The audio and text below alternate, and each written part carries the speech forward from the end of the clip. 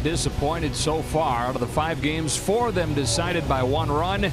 Dodgers trying to salvage a split in the season series today. Joe Davis, Or Hershiser, Cole Wright joins us in just a moment.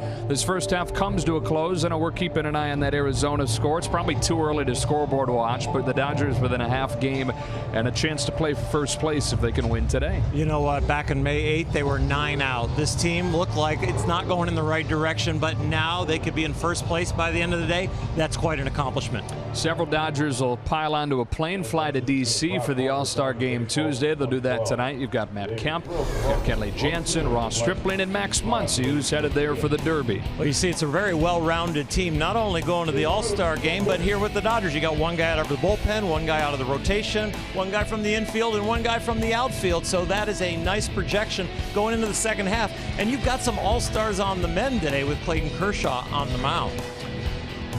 And let's go down to Cole Wright. Not just these players that are headed to D.C. The whole staff's going, Cole.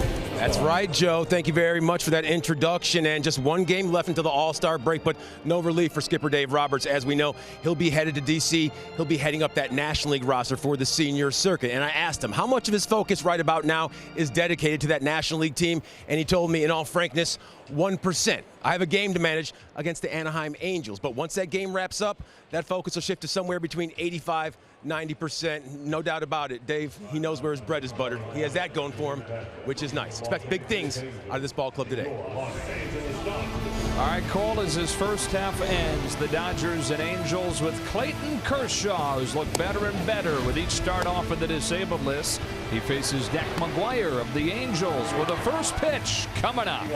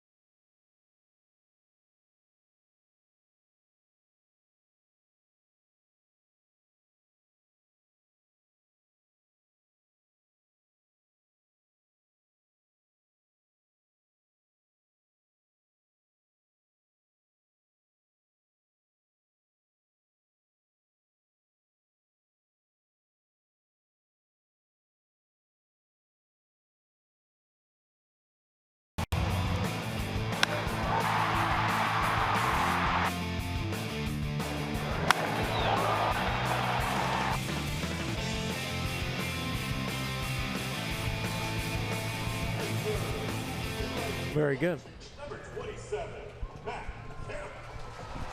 Right. At first base, number 35.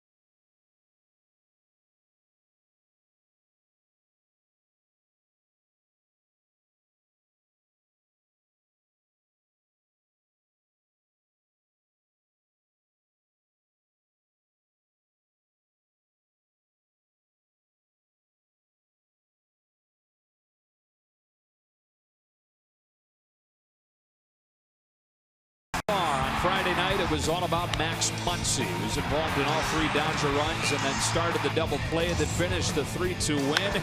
And then drama yesterday with the Dodgers tying it late, but Cole Calhoun winning it later in the 10th. The Angels have won 3 of the first 5 between the teams this season. This is the final time they'll face off, and Clayton Kershaw will tilt the rubber for the Dodgers in this finale. Here's the lineup that he'll see. David Fletcher, the rookie, will lead things off in front of Andrelton Simmons. Mike Trout bats third and starts in center. Upton, Kinsler, and Marte in the middle of Mike Scioscia's order with Calhoun in right. 3 home runs total this weekend. And Martin Maldonado doing the catching for Deck McGuire. Well, for Kershaw, it's been a steady build-up since coming back from the disabled list. This will be his 5th one since. You see the numbers overall since returning. And Monday in San Diego, Oral, his best one yet. Yeah, his last 3, he has been getting better every single one. The one in San Diego, he beats Pittsburgh, then he beats San Diego, and that's where he looked really good. But the thing that's really making him shine, I think, is the fastball. The velocity's up a tick. He can get his back into it now. Believe it or not, that's huge, of course, for a pitcher. Good enough to pitch, but not good enough to pitch well. Went on the DL, and I think he is getting super strong right now, and that fastball is setting up the curveball and the slider. As far as the defense around him, defensive spotlight today brought to you by Keck Medicine of USC, and it's Andrew Towles making the start in center. There's some discussion among the press. He may be out of the lineup today with him settling for a double on a very decisive spot where he could have had a triple with a ball misplayed by Upton and left last night. Dave Roberts said as much after the game that he thought Towles should have been at third, but he is in there nonetheless to finish this first half. The Dodgers 9-4 in this month of July. They're a half game behind the Diamondbacks in the division, but Arizona currently trails 5-1 in the 8th inning in Atlanta. So a chance to finish the first half alone in first with a win today. Off we go with ball one from Kershaw to David Fletcher. Little extra adrenaline for Clayton Kershaw, knowing he can pitch his team into first place. 2 balls and no strikes. There is a place in the season where you're looking for a little bit extra right here before a break. First time in 7 years that Clayton Kershaw is getting an all-star break. Fletcher hits it hard. That's a fair ball. And extra bases to open the day for Fletcher. Leadoff double, the rookie's first hit of the weekend. Highlight the fastball for Clayton, and that's what Fletcher hits. He turns on this fastball. They want a little farther in. Yasmani wasn't going to have to move his glove too much. But just a nice piece of hitting, squeezing it down the line.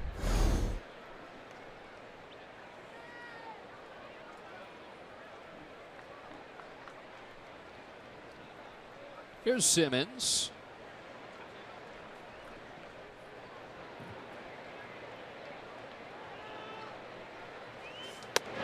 And it's been impressive to watch the evolution of Andrelton Simmons through his time in Anaheim. Of course, starting his career in Atlanta, he was one of the top defenders in the game, and that's what he was to open his time with the Angels as well.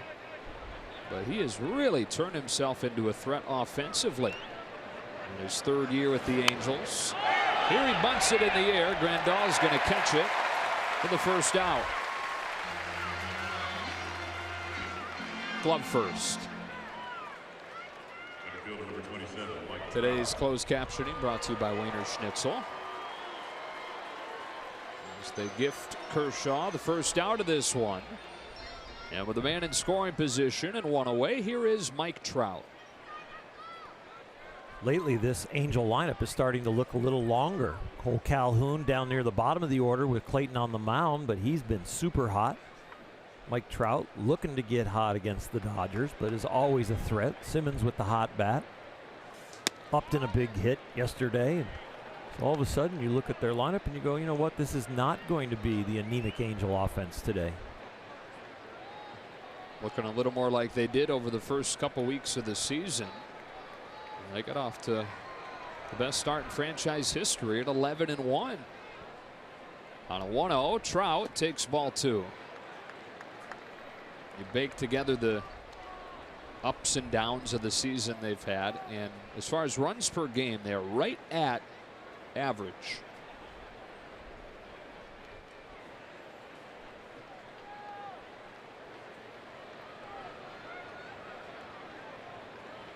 Kershaw's 2-0. Trout takes strike 1. There's a matchup here with the price of admission alone, huh? I think it's even that way for the two of them. I mean, we saw Clayton Kershaw against Bryce Harper at the beginning. When those guys faced each other, it was like, this is huge. I think they take this personal almost like it's their own all-star game. Count evens up. They faced off 11 times through the years, and Trout is 2 of 11.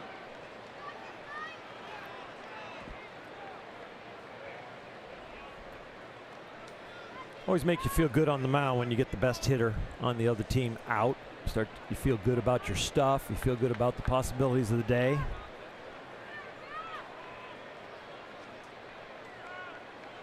His 2-2 is a curve that Trout takes calmly. Full count. But in the midst of the competition with Mike Trout, you've got to be judicious about attacking him here or not giving in. So going with the 2-2 breaking ball there, not afraid of the 3-2 count, and I'm sure they will go with the best pitch to get him out, not just throw a strike here.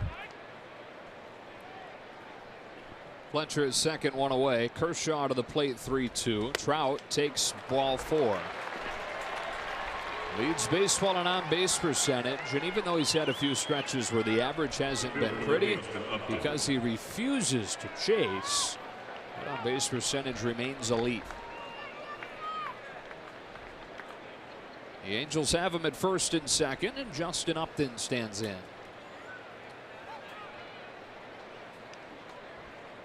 You're right about him helping provide some length to this order lately. Had a home run yesterday. His second in their last 3 games.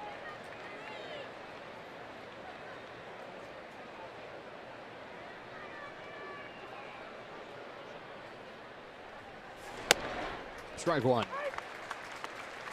Angels have hit 7 home runs in the 5 games against the Dodgers. Dodgers with only 4. And they've played some tight games. So one swing of the bat has turned a lot of these games.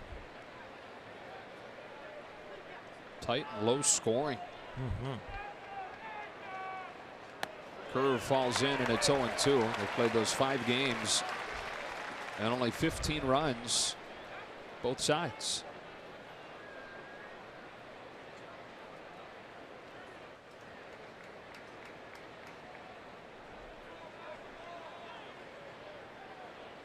Two on, 1 out. Kershaw steps off. And those home runs really were the difference, you know, the 7-4 in the home runs category, because both teams hit like just below 200. I think they both hit for the same exact average until this game started, like about 196. Exactly right. If you had your coffee this morning, didn't you? Yeah. Ice and hot coffee. Wow. Yeah. That's to the back door to get him. He showed him everything in that at-bat. It's the pitch he tried to get Mike Trout on, but didn't creep back and catch the outside corner. But they go back out there with Upton, and it's a perfect pitch. Found the range with Trout standing at first. Upton has to sit down.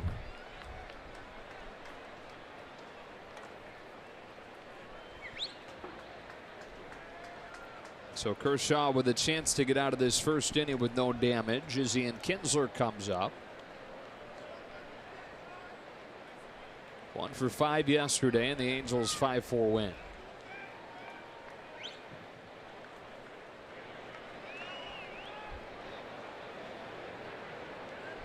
Kinsler will be aggressive in these situations, even though it's first at bat, first pitch. Takes high. Like I said. Had he gotten a strike.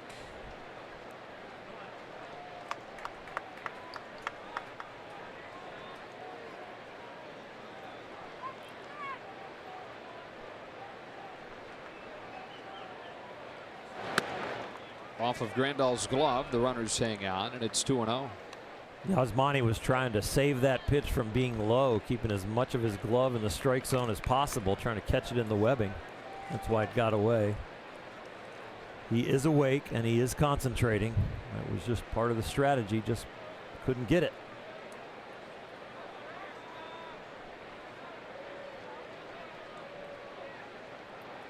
The 2-0. Off the inside corner, according to a rookie umpire, Nick Marley. And you would figure that a rookie umpire with a guy like Clayton Kershaw on the mound, you're probably going to get some generous strikes, wouldn't you think? And Clayton should take advantage, because with that last one at 89-91 with the velocity, you're going to want to get it really in on a righty. That's flied.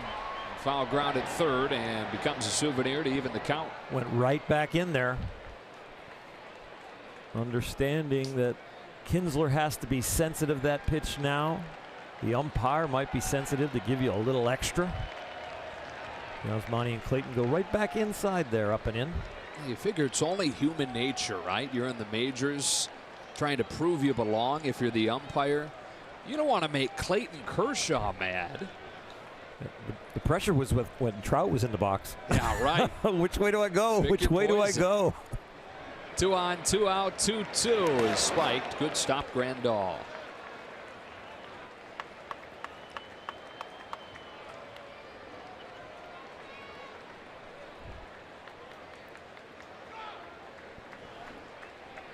You got 2 batters to get 1 out. You say, why? No, first base isn't open. Well, it really is. 3 and 2, 2 out. The runners are going to be going. It's not a bad pitch to all of a sudden have bases loaded, 2 out. Again, you don't want to give in right here. The guy on deck doesn't have a hit in more than a month. Also factor into the equation. There they go. Here it comes. It's taken low and loads him up. Second walk of this first inning for Clayton Kershaw. First baseman number 19, Jeffrey Marte. Enters the game having only walked 13 all season. He's definitely searching for it right here, and you know the old cliche about attacking the best starting pitchers in the game ever is get them early, because once they find their rhythm and their location, their stuff is elite. Clayton struggling right now to find his location. Similar first inning to yesterday against Alex Wood. He was able to find his as the game went on, limit that damage early.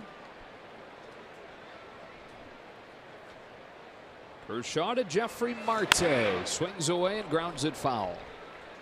Mentioned it's been more than a month since Marte's collected a hit.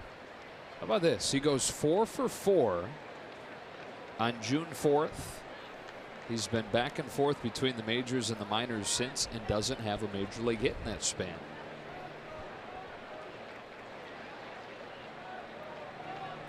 It's a good guy to face in this situation, other than if you think he's due. Yeah. Takes the curve low. Marte's at first base, second day in a row. And Albert Pujols is on the disabled list. Many Angels are. Kershaw's pitch count climbs to his number.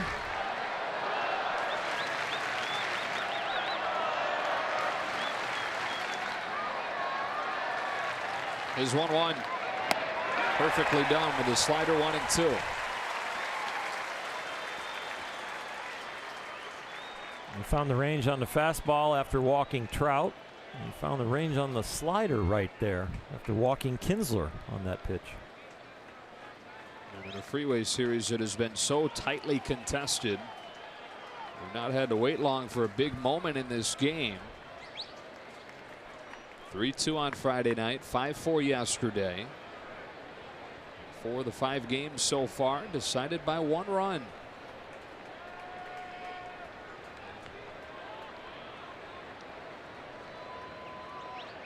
The 1-2 takes the curve. 2-2. This is the action pitch, as you don't want to go to 3-2 and let the runners get a head start. Then a base hit for sure scores 2. You're just working with odds now. Runners stationary or runners moving, and what could happen if something bad ends up out there in the outfield. 2-2. Do it again.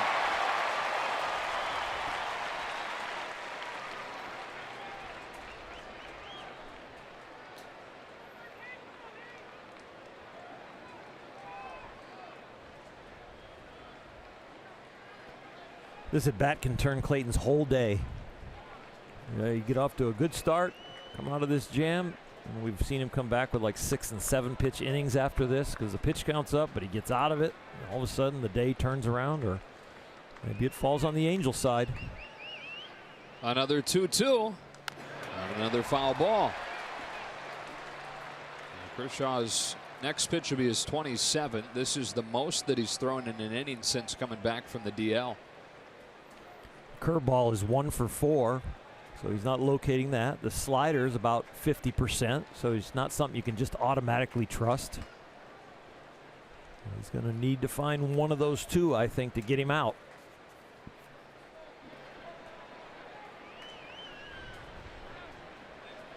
Bases loaded, 2 out, first inning. Kershaw delivers again. Got in the hands, and it's grounded foul. Rick Honeycutt and Dave Roberts are already thinking about their bullpen. Not to take him out, but the way the pitch count's going in this first inning, glad we've got all-star break. I've got a full bullpen. So the pitch count doesn't worry the coaching staff as much as it would worry Clayton and how deep he loves to go into games.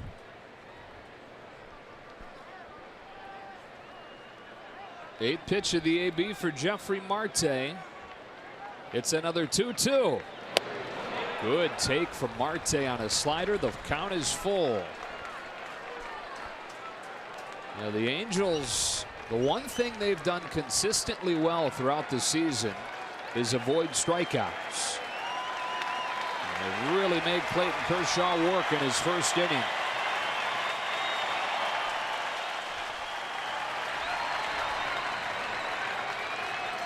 The runners take off, and Kershaw makes his pitch to strike him out.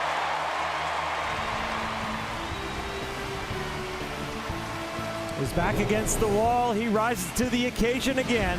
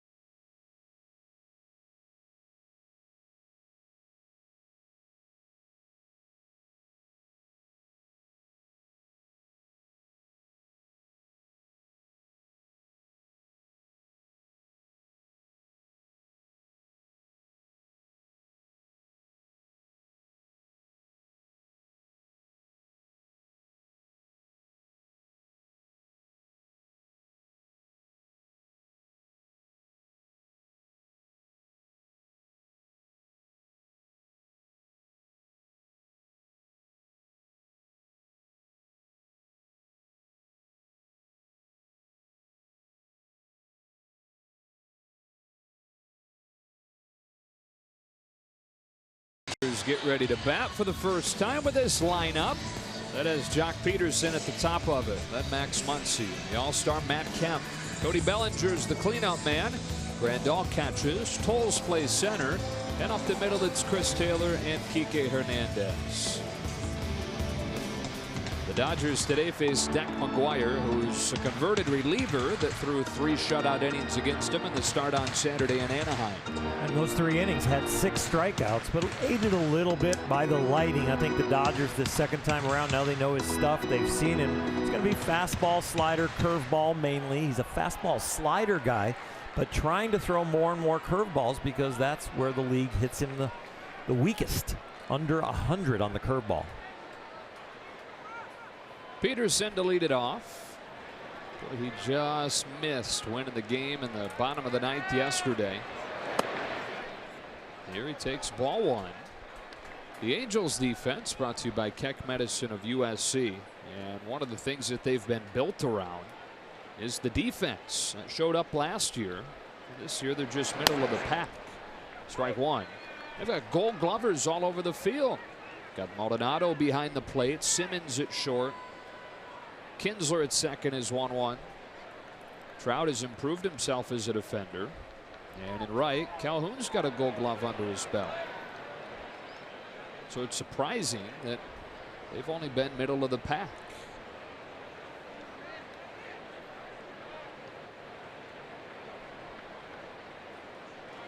On a 1-1 pitch, Jock Peterson pops it up, backing out of play.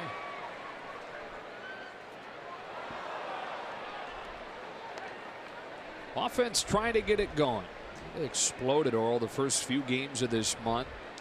9 runs per game over the first 4 games of the month. But last week and a half or so, just a little more than 3 runs per game.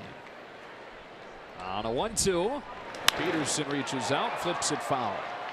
But they need to start stringing some hits together. It's not like everybody's mired in a slump, or it's not like just Matt Kemp and Max Muncy are hitting, but it's the hits aren't coming together in bunches. And especially, that runners in scoring position, we continue to kind of harp on that, but when they don't hit home runs, it's hard for them to score.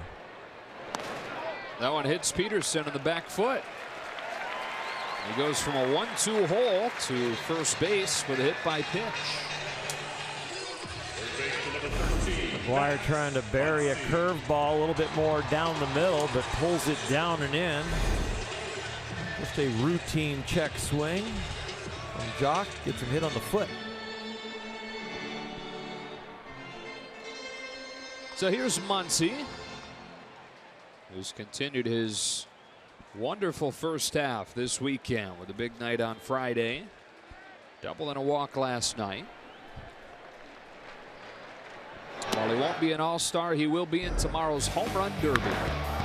Well, he has shown that he belongs in the home run derby, and I think of late, continuing on after the voting came in and the extras got named to the all-star game, I think he's proven he should be an all-star. But I am so glad this consolation prize in Washington, and we wish him the best out there.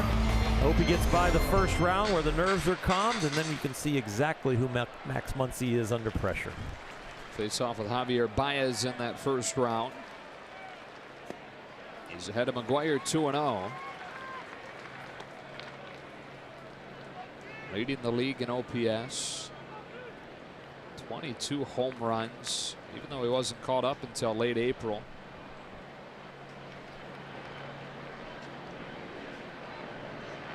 And a home run count. He takes ball 3. Final in Atlanta, by the way, 5-1 Braves. So the Dodgers tied for first with the Diamondbacks. With a win, they'd finish the first half alone in first. With a loss, a half game back. A 3-0 green light, strike 1.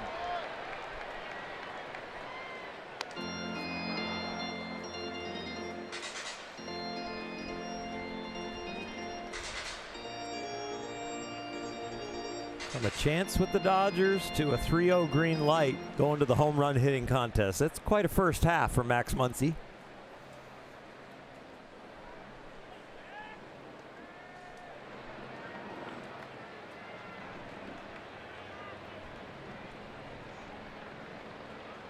Peterson at first. McGuire to the plate. Muncy hits it foul again. Full count.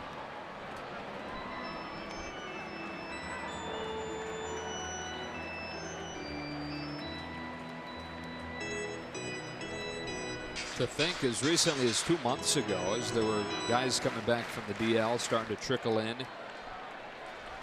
Muncy was part of the conversation. You know, do you send Farmer, do you send Valera, do you send Muncy? Who's going back to AAA? Muncy never left. Peterson runs, Muncy yanks it foul. You think home run hitter, you think going to the home run derby, and you think Dave Roberts starting the runner with no outs. And the reason, because Max Muncy has such great command of the strike zone.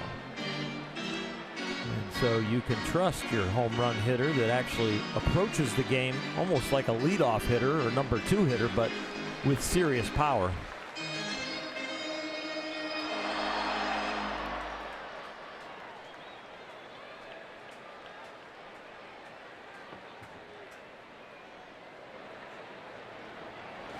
You just said something that made a light bulb go off in my head. Approaches the game like a leadoff hitter. Could you see Max Muncy in a leadoff role, or is his power somewhat? You want somebody on in front of him because of the power, but we do that with Jock. But at the same time, remember at this point, 19 of his 22 home runs are solo shots. So it's not like you're taking anything away from the offense. Yeah. He's second in the National League. Peterson runs again. He fouls it again. In on-base percentage, if you take the number of at-bats down to 200 around the league. Number 2 in on-base percentage, number 2 in slugging, number 4 in home runs, number 1 in home runs per at-bat, which is 10, and that leads the major leagues.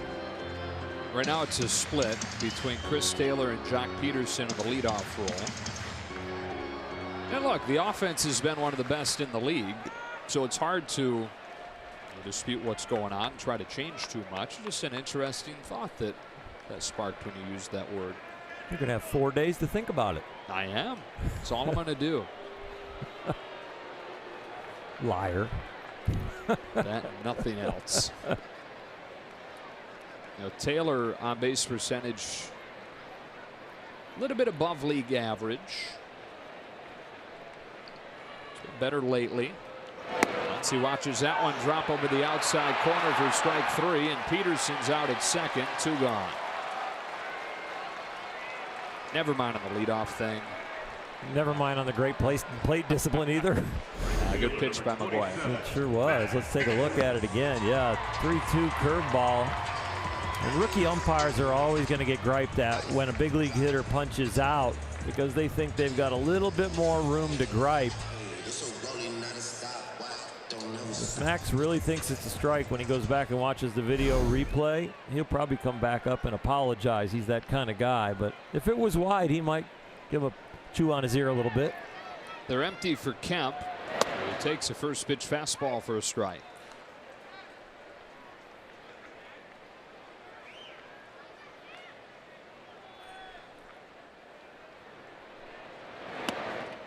And now a breaking pitch, and it's 0-2.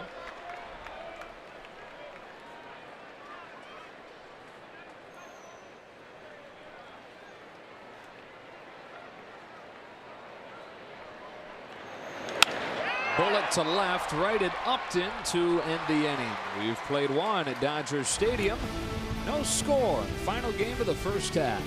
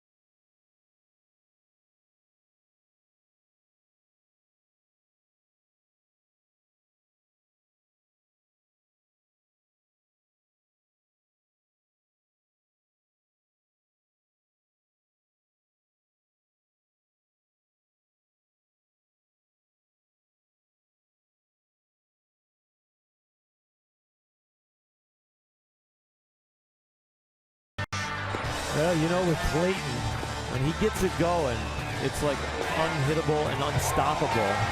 Probably not going to go deep into this game, but I'll tell you what, getting out of that jam in the first inning was huge for the Dodgers, and I think it was huge for Clayton to just really get on a roll.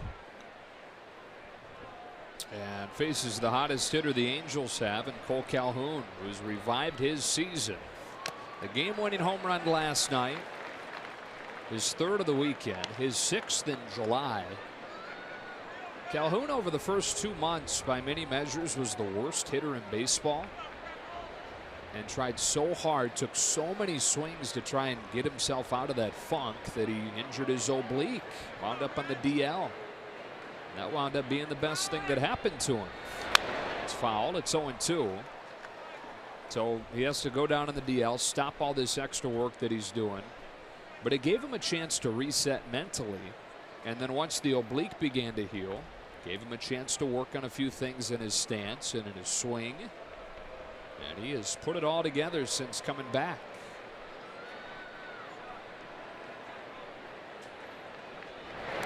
Kershaw makes him look bad on 3 pitches, 1 away. Calhoun has been hot, but he hasn't had to face Clayton Kershaw's curveball. That thing just drops off a table. 1 walk or less and 12 Clayton starts. But he's already got 2 walks in this game. He just needs to start throwing a lot more strikes, especially commanding the breaking ball. So that was a good start with the curveball. Martin Maldonado now.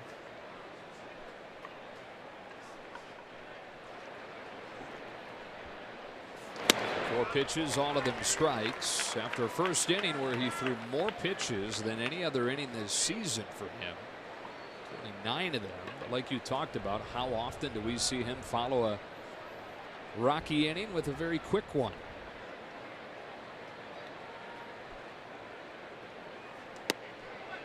One on one. Beautiful day to pitch here. Last game before the All-Star break. Dodger fans here, they're not going to get to see the Dodgers here at home until July 30th. It's going to be a while. Did I get that right? Yeah. Against Milwaukee. Got that right too. Good coffee, like you said. Hot coffee, cold coffee. Booth Boss coffee. Boyd Robertson always brings it. 2-2. You get a shot of espresso in there? Not yet. That's probably about the 4th inning. Okay. Need something that's going to carry me into the evening because it will be a nice dinner somewhere here in LA tonight. Cool. I mean, you don't have to comment after every one of my comments. I mean, just do play-by-play. I thought you looked at me like you wanted me to comment on that. Yeah. Like, well, a good follow-up would have been, where are you going? Or 2-2. Popped up, right center. Tough play. Oh, what a play! Kike Hernandez.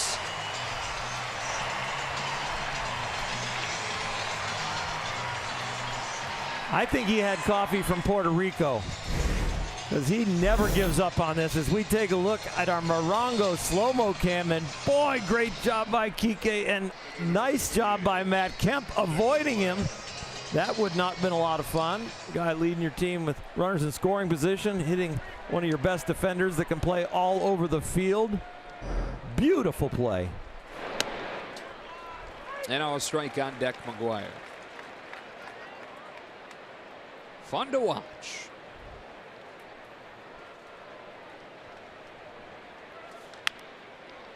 Quickly 0-2.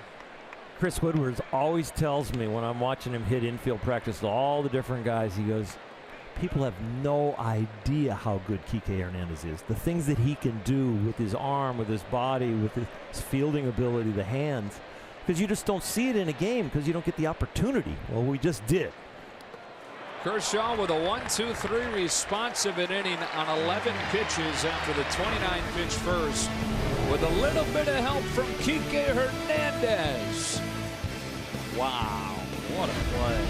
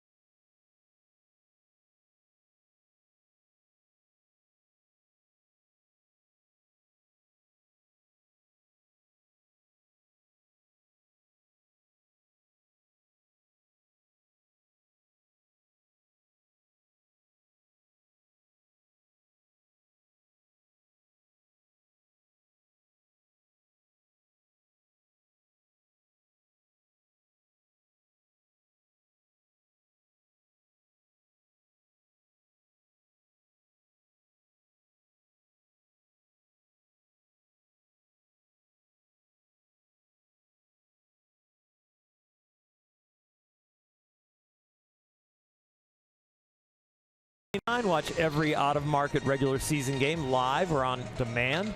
Your subscription includes MLB at Bat Premium, allowing you to watch live baseball on your favorite supported devices. Blackout and other restrictions apply. Visit MLB.tv to take advantage of this sale. A lot of factors that made that a tough play for Kike Hernandez. Besides the bright sunshine, he had big old Matt Kemp bearing down on him.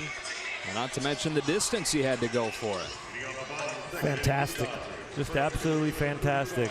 And he can contort his body many different ways to make plays, but that one took some serious guts, too. Deck McGuire faced the minimum in the first inning thanks to a caught stealing, and so gets the middle third of the order here in the second. It's Cody Bellinger to lead it off. Shows bunt and takes ball one. Yesterday, a 2-strikeout game for Bellinger, and it's noteworthy because he had 2 strikeouts total in his previous 7 games. Here he lifts one the other way that sends Upton back shy of the warning track for the first out.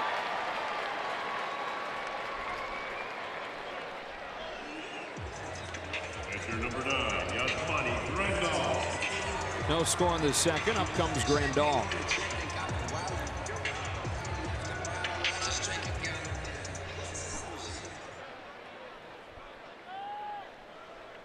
Part of that on-base plus slugging there is one of the top on-base percentages in all of baseball in July. Right at 500. It's third best in the majors.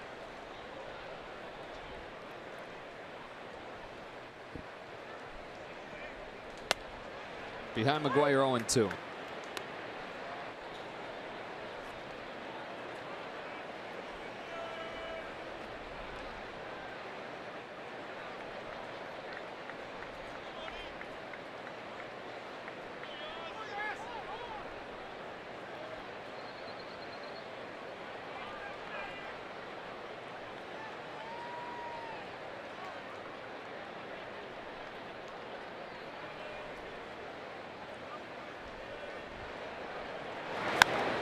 Grandal stays alive against William Deck McGuire. Deck is his mom's maiden name, and he's gone by Deck for as long as he can remember. Nobody calls him William. It's a good baseball name. It's one way if you tell your mom and dad, I really don't like my first name, I want to change it, but you kind of like mom's maiden name. Yeah. I don't think they're going to argue with you when you take that. And with Yasmani at the plate and the All-Star game coming up, he really is honorable mention to the All-Star team for me. I mean, he really has had a good first half. Has been hot and cold, yes, but early on, he and Matt Kemp were the ones kind of carrying the offense. Got 46 RBIs. Here he's got a high fly ball down the line. It's towards the pole. It's a foul ball and a home run for Grandal to start the score.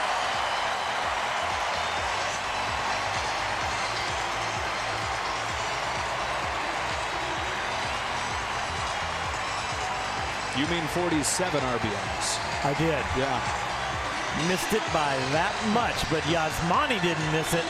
This ball is in his nitro zone. Ridiculous. Sweet swing. They're trying to come up and in. It ends up down and in, and that is like putting it on a tee for a lot of left-handed hitters. And now Towles with one out, taking a strike. Why is it that that's said about left-handed hitters on down and in pitches, but not right-handed hitters on down and in pitches? I don't know. It might have to do with if they are right-handed throwers and left-handed batters. That might have something to do with it. Do some good research for me to see, you know, which left-handed throwers. Okay, Bellinger. Bellinger down and in. Yes, he still likes it, even though he's a left-handed thrower. I don't know, but it just seems like that's always been their place. Maybe because so many pitches come into that area facing right-handed pitchers. The fastball comes in there, the breaking ball comes down and in, so they end up, when it's a fastball and they're fooled, now it's a breaking ball, it's right in that sweet spot where they still have to cover when they get fooled. Towles grounds one right side. McGuire better hurry to the bag. He does in time, and Towles is out.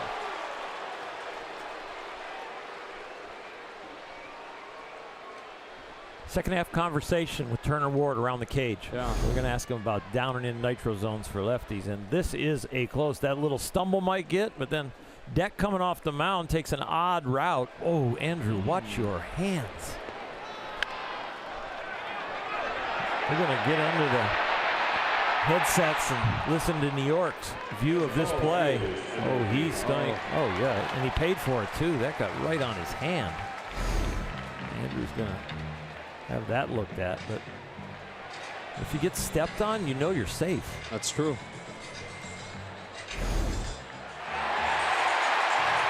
And this goes right onto his hand. Ow. He hit the deck, and then Deck hit him.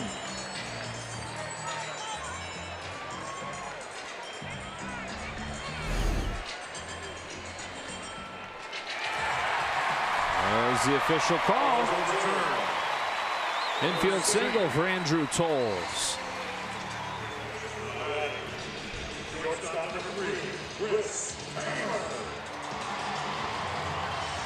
The 1-on-1 out, and Chris Taylor coming up. Okay, so for Taylor, right-handed hitter, is it just that you don't see as many left-handed pitchers, and that's why you don't say righties nitro zones are down and in? Yeah, I guess yeah. I think then if you think about the right-handed pitcher thrown to the right-handed batter, I think you got it. I think, you know, you've got to stay on it and be going out there, not, you know, covering the outside part of the plate compared to covering that inside part of the plate, where lefties have to be more apt to cover the inside part, and especially down and in because of the breaking ball that predominantly is the pitch they see. Look out over there. Close play. Towles is safe. For a big man, Deck McGuire is very quick to first. You got to have fast feet. And boy, he got that ball over there in a hurry, and they're taking a little time to take a look at them themselves, the Angels are. Gonna review it. Well, because Towles was going back, and he was pretty high off the ground. And so you not only have to get back, but you have to get down when you're jumping back. So if they catch you like out of your crouch and you have to dive back, you're diving back from a higher place. See, he's not really down in a crouch, and so now he's finally gets there. Oh. If the tag is on the hind quarters, then I think he might be out. Towles, he just saw it on the replay here on the stadium. He doesn't look too confident. He's actually kind of slowly making his way back towards the dugout. He's not taking a lead towards second. No.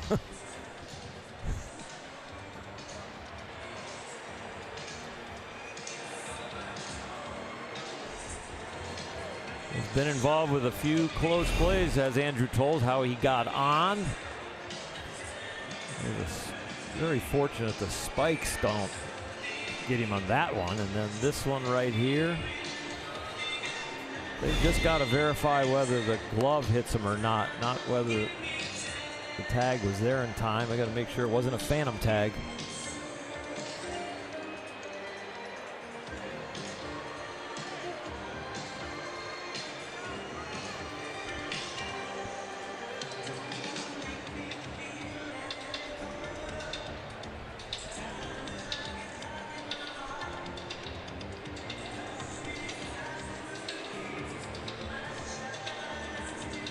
Becomes kind of a rough little stretch here. First base umpire Hunter Wendelstedt, assuming this gets overturned. Two of his calls overturned in about a 5-minute span. Surprised it's taken this long. I wonder if they can match an observation of an umpire on the field with the replay. Like, say they're struggling with, does the glove touch Towles? If Wendelstedt can say, I definitely saw the tag touch him. Do you guys have it touching him in time?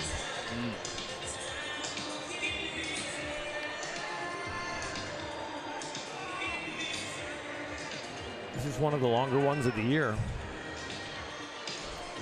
Might cut into the All-Star break.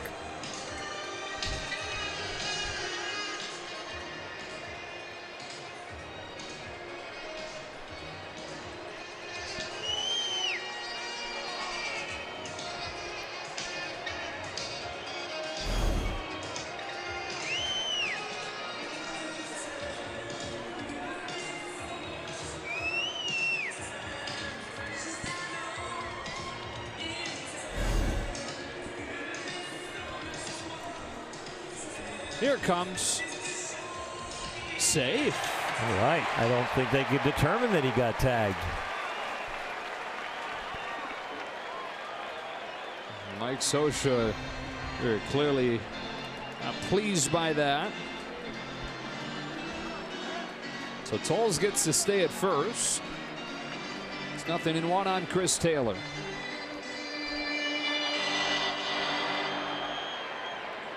I would have made us the underdog on that call. I agree.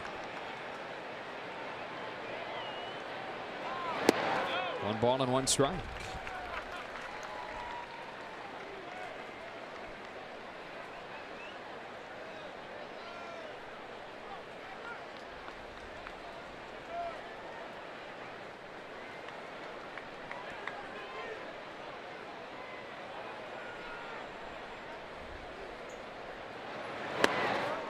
Perfect pitch, 1-2. There's a lot to like here with Deck McGuire. Well, you definitely can spin the ball. The curveball's got nice break. I think ultimately the Angels see him kind of as a long man in the bullpen to get their rotation healthy, but he's getting an opportunity, kind of like Ross Stripling did, trying to take advantage of it. Only got 1 big league win. Has none this year. And the ERA is pretty much way up there, so he's had some rocky outings. He's done well against the Dodgers. 4 innings, no damage until this one here. The Grandal solo home run. Towles at first, 1 away, and on 2-2, Chris Taylor lashes a line drive, base hit to left center. Towles goes first to third. They're at the corners with 1 out.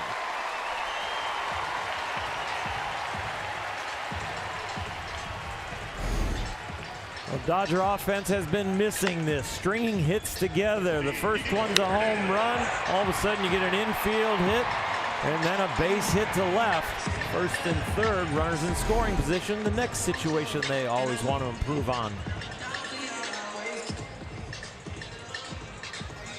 First and third, 1 out, and Kike Hernandez out of the 8th spot today. Ready to enter the All-Star break already with a career high in home runs, 15 in this first half.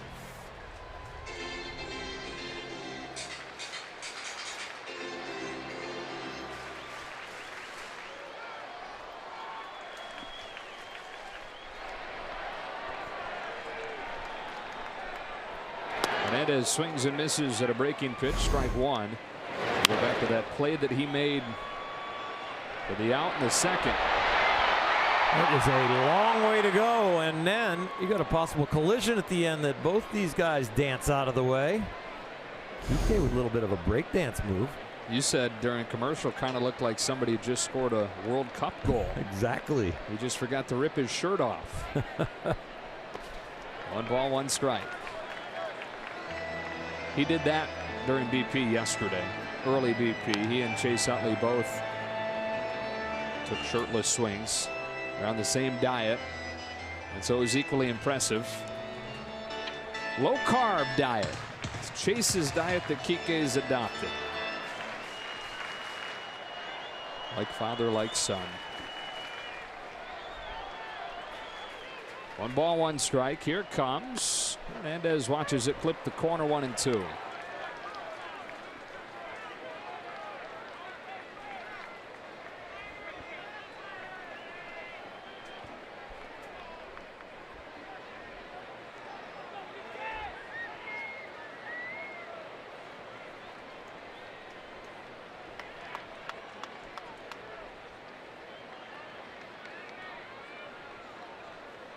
Towles at third, Taylor at first. Hernandez gets a fastball and lifts it to left for Upton. Towles on the bag, waits for the catch, charges for the plate. The throw's late, and the Dodgers lead 2-0. On a sacrifice fly from Kike Hernandez. Nice job by Taylor to take second.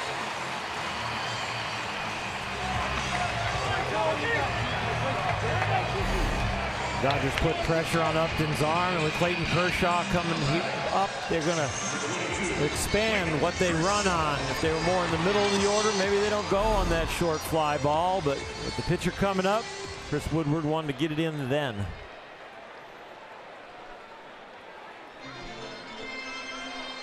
So they don't get a hit with runners in scoring position, but the productive out gets the run home. You know, the issue yesterday wasn't getting runners on, it was getting them in as they had them there. Strike on Kershaw. They went 2 for their first 2 with runners in scoring position, but 0 for their last 12.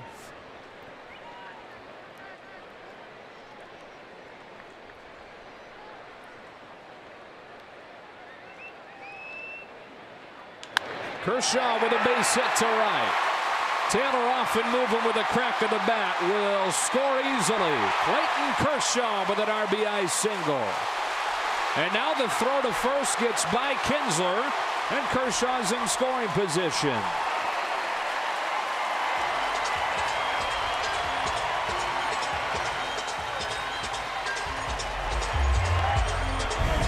Dodgers with a 3-spot now as we take a look on Carl's cam. Clayton Kershaw on a breaking ball finds the 4-hole over there, and they start to send the runner Chris Taylor. When he comes around, all of a sudden that ball gets away from first base because Maldonado thought Kershaw making about a 3-foot turn around first base. He chucks it down there and it deflects off the glove, and Clayton gets the second. And gets Jock Peterson an RBI chance here in the second inning. The hit by a pitch his first time up.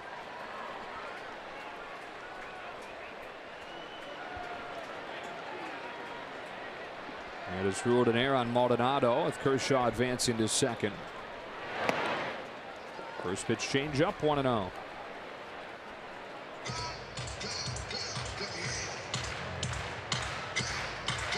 So they have already reached their average runs per game over the last week and a half. Hoping for a big day to finish the first half now. 1 ball, 1 strike.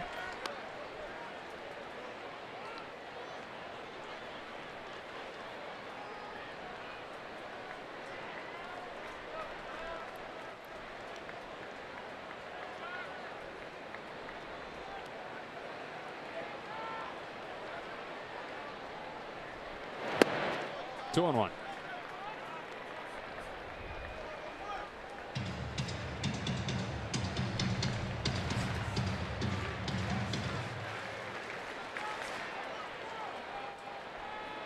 McGuire's second, a lot like Kershaw's first as far as how many bullets he's having to spend. This is his 27th pitch, and it's way outside.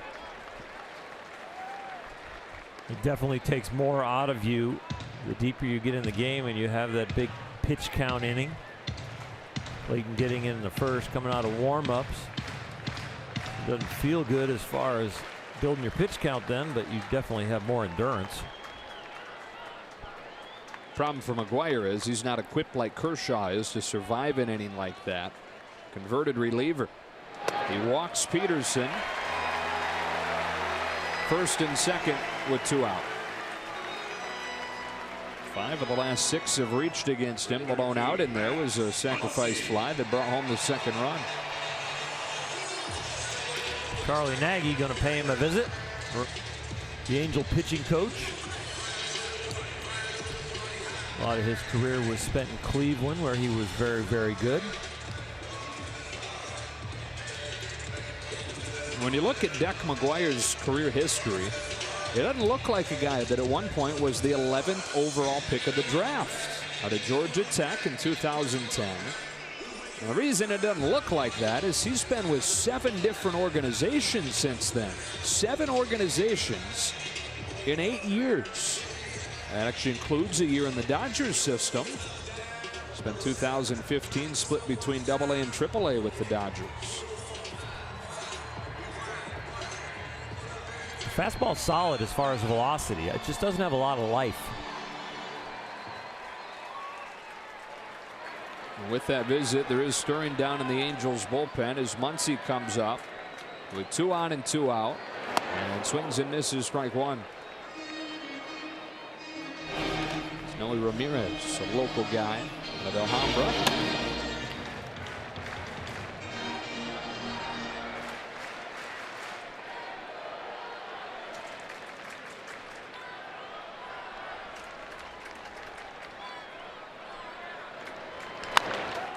Dribbler right side.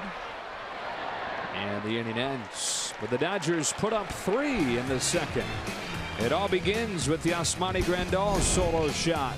Number 13 of the season for him. Into the third and the final day of the first half. The Dodgers 3, the Angels nothing.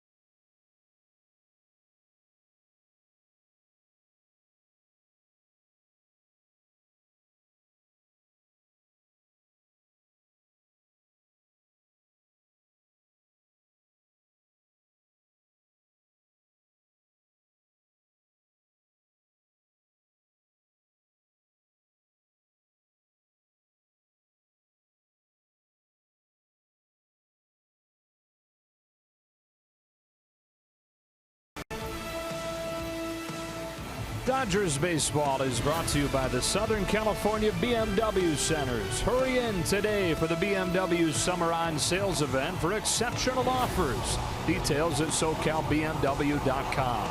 And by Jack in the Box. Try the $4.99 Jack's Spicy Chicken Club Combo with toasted sourdough. New from Jack in the Box. Back in Los Angeles, where the Dodgers have a 3-0 lead in this Freeway Series finale, with the Angels having taken 3 of the first 5 games.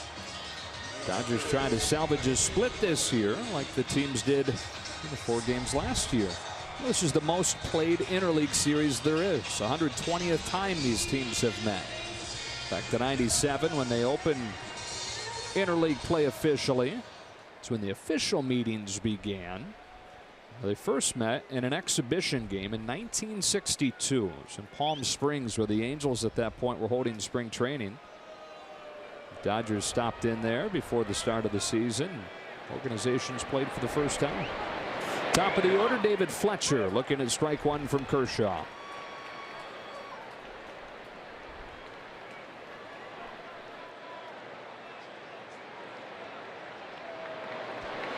Now a curve has him flailing, 0-2. You mentioned in the first inning when Clayton kind of struggled with command, especially with the breaking stuff, that he needed to get it going. Well, 11 pitch inning last inning, threw 7 breaking balls, 5 for strikes. Hacks at that curve. It was chest high, and Kershaw throws him out. That one isn't his best breaking ball, but it is 7 for 9 since the second inning started on the breaking balls. So that keeps recording some outs. 5 in a row retired for him. And here's Andrelton Simmons.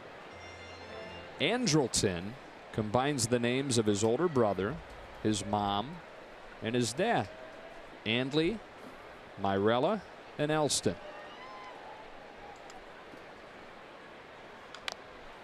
He grounds the first one in front of the plate, a fair ball, and 2 gone.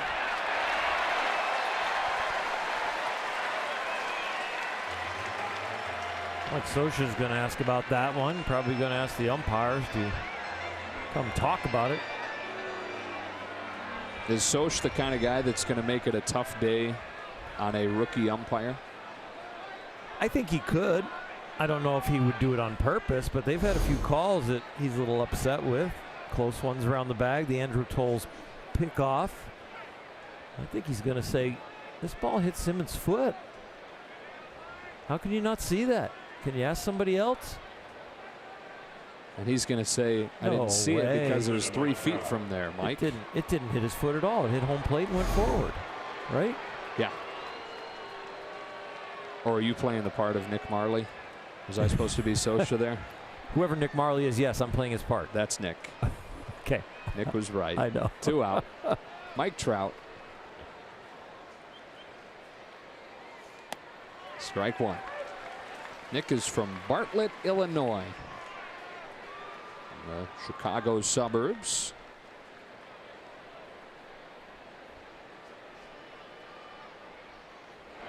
Curveball yanked to third, and a bounce. Max Muncy. Back-to-back 1, 2, 3 innings for Kershaw. This one on just 6 pitches. To the bottom of the 3rd we go.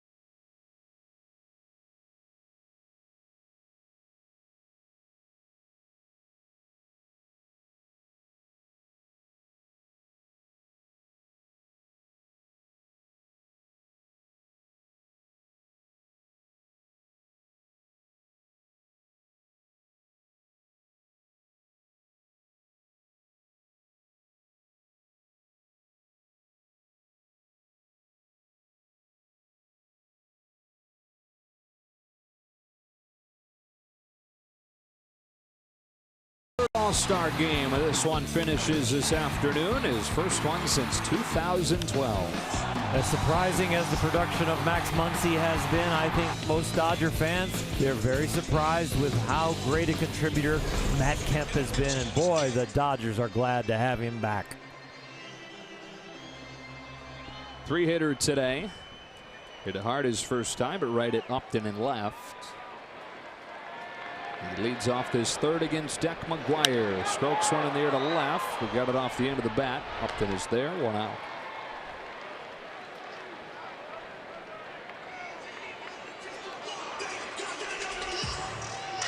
The 35, Cody Bellinger. Here's Bellinger.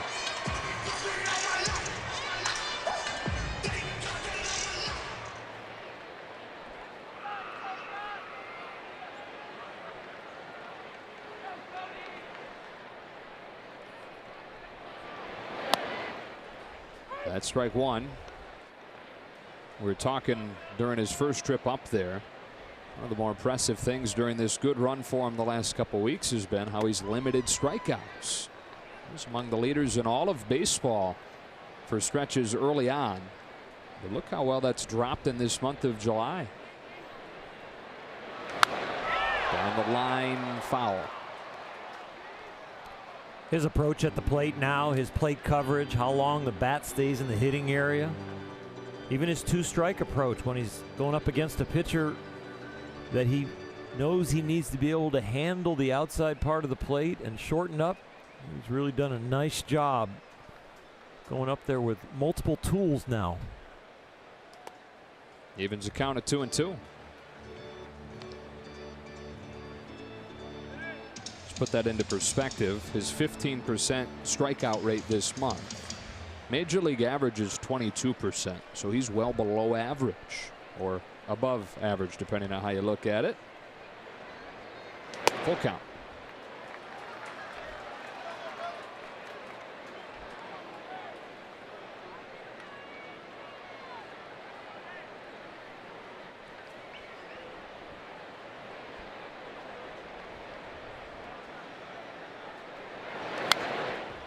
Able to protect that outside part.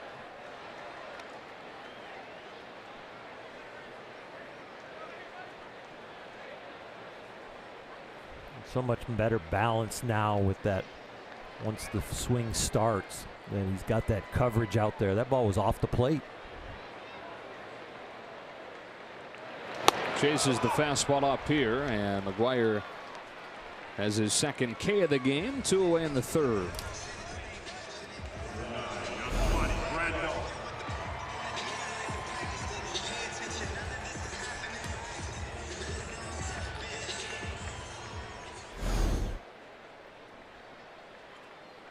So now it's Grandal who opened the scoring with a home run last inning. Fouls off the first one here. A little respect to the home run hitter right there, starting him off with a changeup.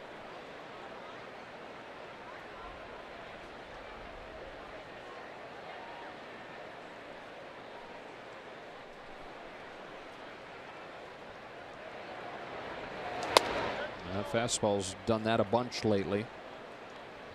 1-1. What I mean by McGuire's fastball being kind of a little bit flat, just kind of stays on the barrel a long time. And drops one in, 1-2. Virginia native. He's 29 now. Trying to latch on with the Angels, take advantage of the injuries they've had in the rotation. That's why he's getting this opportunity. It's just been awful to see what the Angels have gone through this year. And a year where you looked at the roster prior to the season and said, man, these guys have a legitimate chance to challenge, if anybody does, the Astros in the West. Instead, it's been the Mariners and the A's that have kind of stolen the secondary spotlight to the Astros. Well, the Angels have fallen back. And that's been largely because of the injuries, specifically to the starting pitching.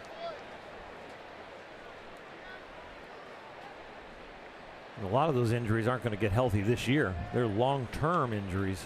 5 Tommy Johns this year. This is scary. They had an official release that went out at one point to announce 4 players going on the DL at the same time.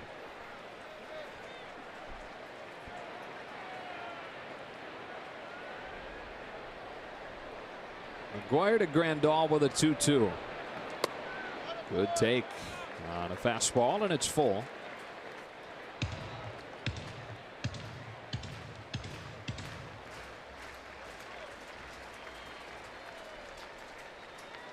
Now a 3-2. Grandal continues to stay alive.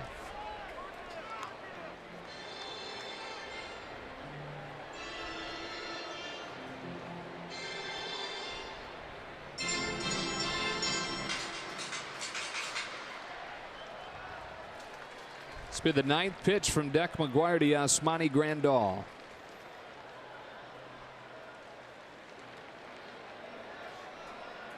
Here it comes. He takes it for ball 4. Been aboard both times today. Keeps his third inning alive for Towles. Number 60, Towles. Sure, Mike Scioscia's trying to get McGuire through this inning. I'm not sure he'll go much past Towles or maybe one more hitter. I doubt he'll come out for the 4th. Problem is the bullpen's been used pretty heavily the last few days. Alvarez, Parker, Robles, good chance some or all of that group is down today. Towles shoots a ground ball to short for Simmons, who hits Kinsler on the bag and ends the inning. We've played 3. The Dodgers in front as this one rolls to the middle innings.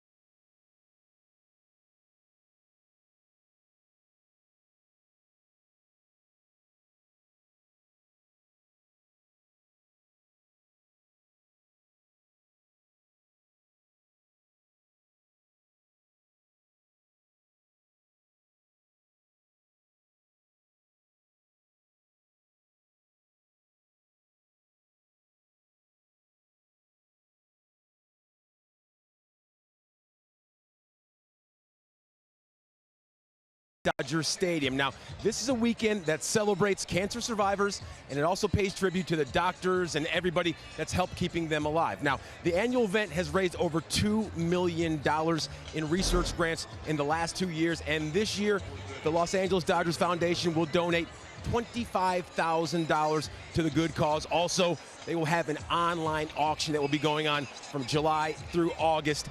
Also, if you want to make a donation, go to thecityofhope.org/thinkcure. Guys? All right, Cole, and enjoyed hearing you guys chat about that during the pregame show as well. Very good cause. As Kershaw goes back to work in a 3-0 game in the 4th. Justin Upton swings at the first pitch. That's strike 1. And all after Kershaw threw 29 pitches in the first inning. In the second and the third combined, he threw 17. And he got the breaking ball going. All 6 outs that were recorded were on his breaking ball, either the slider or the curve. And we always say when he has a rough one, watch out, opposing team, because he's probably going to have a couple short innings after that to get it all back squared away. There's a breaking ball. 0-2.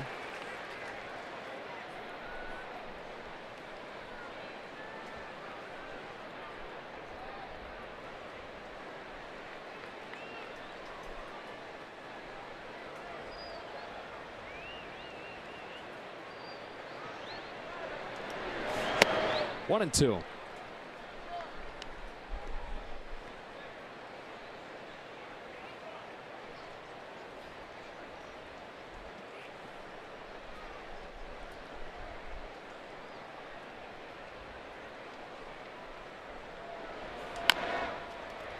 Left side, Kershaw cuts it off. His jump throw is late. Upton's got an infield single.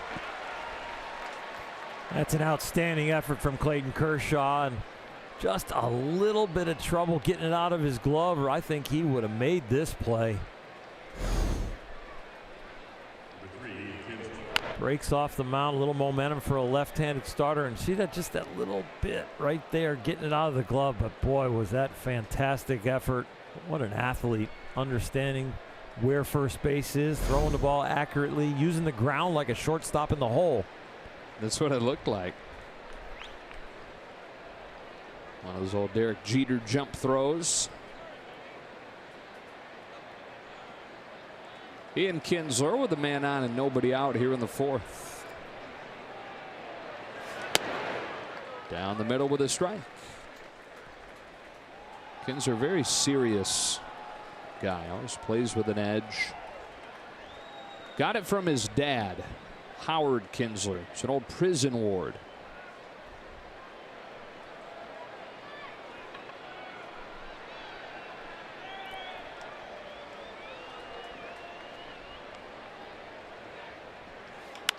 That's past the glove of Taylor into left. Back-to-back hits to open the fourth for the Angels. After the very quick second and third. Kinsler walked his first at bat. This one he gets some wood on and just barely clears Chris Taylor's glove.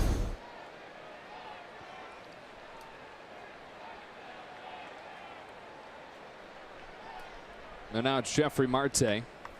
And the Angels had them loaded in that first inning. Marte worked Kershaw on a 9-pitch at bat, but ultimately Kershaw struck him out with a slider and got out of that jam with no damage. Opens this at bat with a fastball that's flied to left center.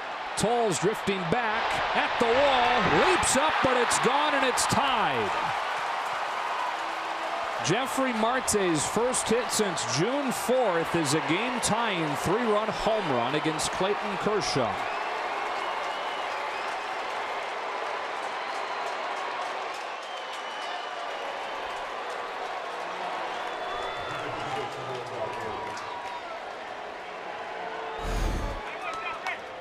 Fastball in, ends up down the middle and up, and boy, this is only out because it's a day game. It's hot. There's a little breeze blowing out to left, and it just barely makes it. Night game where it's 10 to 15 degrees cooler. The ball does not make it out. Marte's fourth, and now Calhoun. Sorry. No, it's my fault. Those are hard for pitchers to take because you normally know from the click whether something's supposed to be out or not. And with the breeze blowing out in the day game, you're kind of like, that one's close, but I think I'm okay. And then when it finally got over Towles' glove, you saw Clayton's head drop. It's the first home run that he's allowed since May 1st. Now that in 2 on Calhoun. And we struck out on 3 pitches the first time he saw him.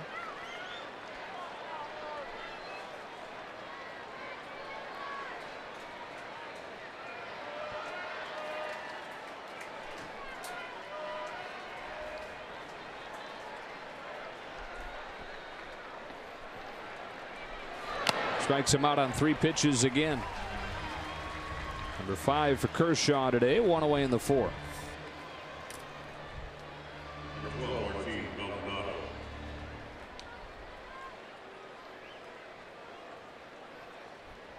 So now the catcher, Martin Maldonado.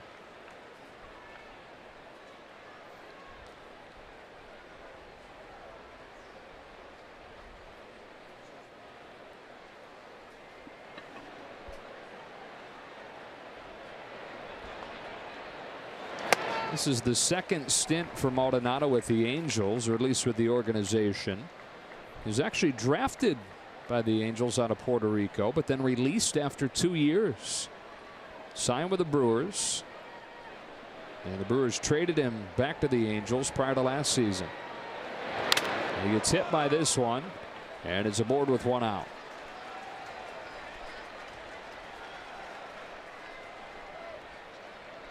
Said that he was immature those first couple of years, didn't really know what he was doing, and was probably, the Angels were probably well within their right to cut ties with him. Different guy now, though, won a Gold Glove last year. Set to be a free agent after this season. He's a pretty intriguing free agent possibility. That's what he does with his defense, and as decent of an offensive season as he's having for a catcher. McGuire up there to sacrifice.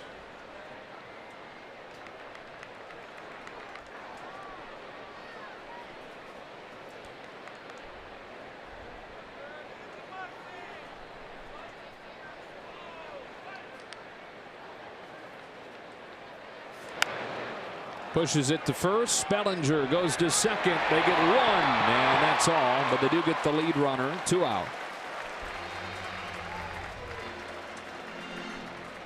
Cody Bellinger, when he's in the outfield, has a lot longer throws, and he throws very strongly and very accurately from the outfield. So this would seem like it's a tough throw for a first baseman, but not really.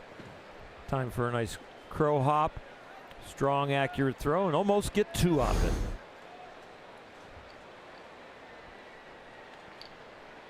Third time through the order for the Angels begins with David Fletcher. Started the game with a double.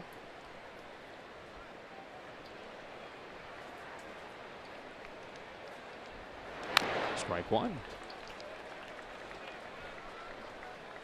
Well, how about the Cardinals cutting ties with Mike Matheny yesterday? Really? Yeah. I did not see that. Wow. Been hovering right around 500. But some stuff had leaked out in the news recently. Some dysfunction in that clubhouse. It's fouled and it's 0-2. You have Dexter Fowler there who's having just a nightmare season. And it came out that Fowler and Matheny haven't spoken in months. That's different. Yeah. When managing is your job is to be communicating with the players. I would think even when there's hit rough patches, they always come back and figure it out.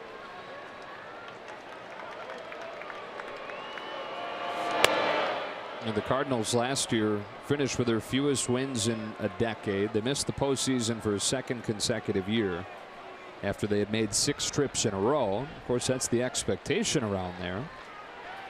And now this year, they're game above 500, but 7.5 out of first. Probably not catching the Cubs and Brewers.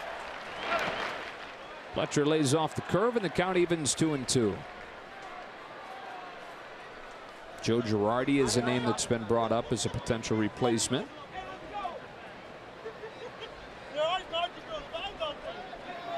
That's a very rich in baseball tradition and a very coveted job there in St. Louis.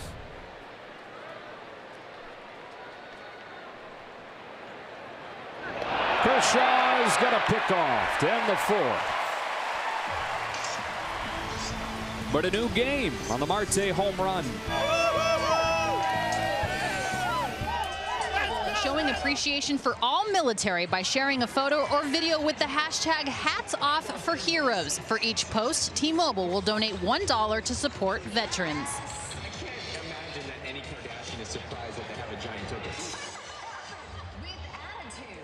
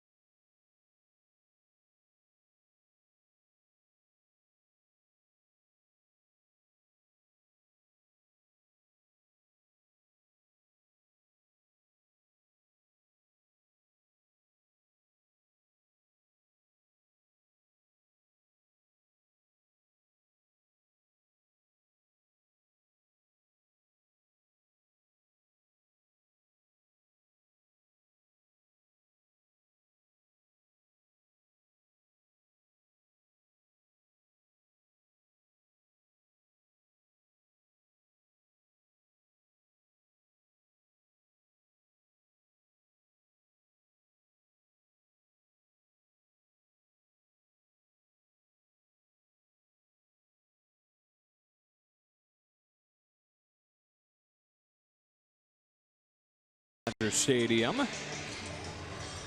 And we take a look at our look ahead, brought to you by Wells Fargo with the All-Star Week in Washington, D.C. The Futures game is going on right now. Couple of Dodger prospects in that game. Keibert Ruiz, the catcher. Yusniel Diaz, an outfielder, both playing. Home run derbies tomorrow. It's 5 o'clock Pacific. And the All-Star game Tuesday night on Fox.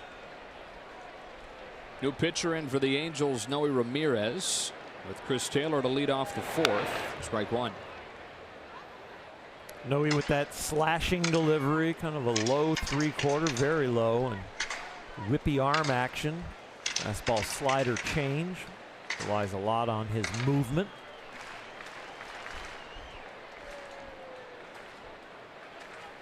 So a long day for this Angels bullpen, which has been somewhat taxed in recent days. Not a lot of innings, but a lot of guys that have pitched at least a little bit, including some of their key arms. McGuire goes only 3.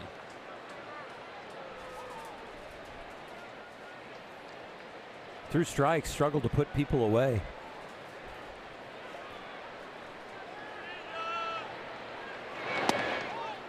Two and one.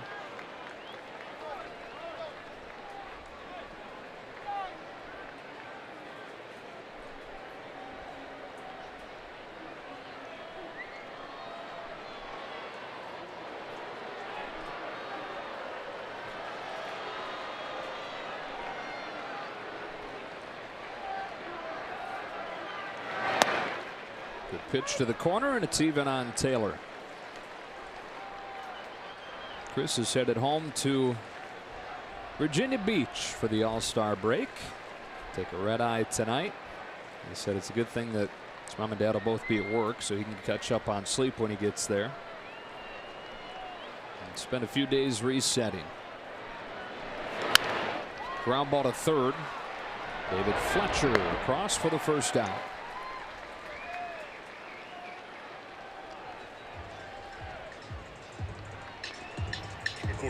Speaking of All-Star break, we wouldn't have time in the next 4 days to wish somebody a happy birthday. A very big Dodger fan. Audrey Stearns is turning 90 soon.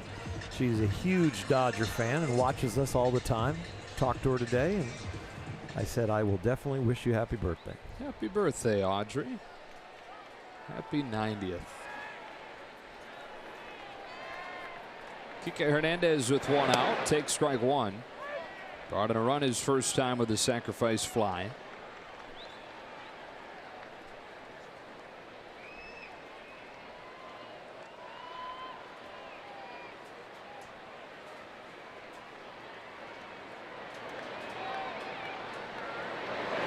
Chases 0-2.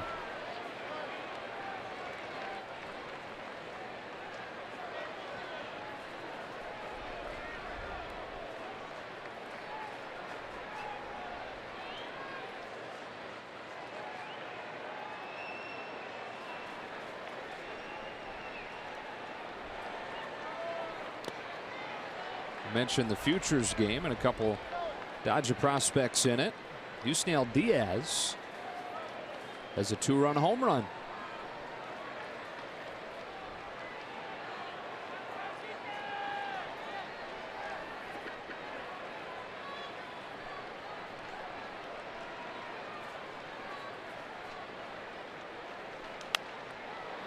Popped up. Fletcher near the dugout.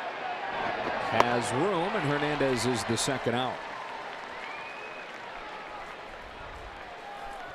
The 2017 season was a memorable one for All-Star pitcher Alex Wood, and now you can have him added to your bobblehead collection on July 31st when the Dodgers host the Milwaukee Brewers at 7:10. The first 40,000 fans will receive an Alex Wood bobblehead presented by Emirates. For tickets, visit Dodgers.com/promotions.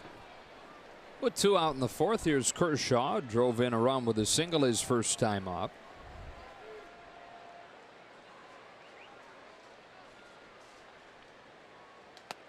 It's the 26th time in Kershaw's career that he's driven in a run. First 25 games where he's done so, the Dodgers record is 23-2.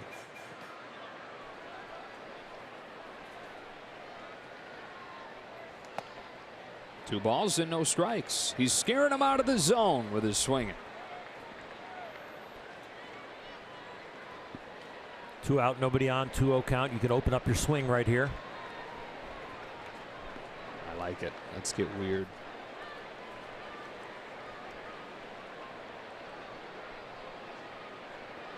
Or show bunt. Strike one. Multifaceted hitter. Just wants them to keep it in their minds. If Rich Hill can bunt for a hit, so can Clayton Kershaw. On a 2-1, he swings and bounces one to Marte at first. 1-2-3 inning for Noe Ramirez. To the 5th we go, tied at 3.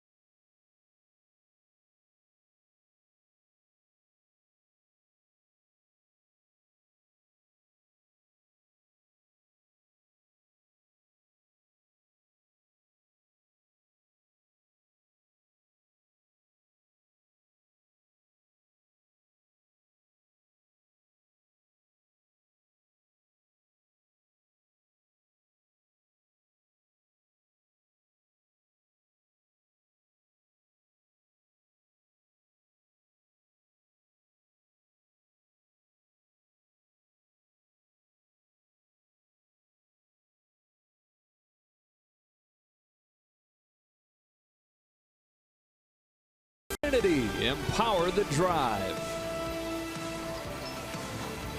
On this date last year, Cody Bellinger hit for the cycle in Miami. His 72nd game in the majors.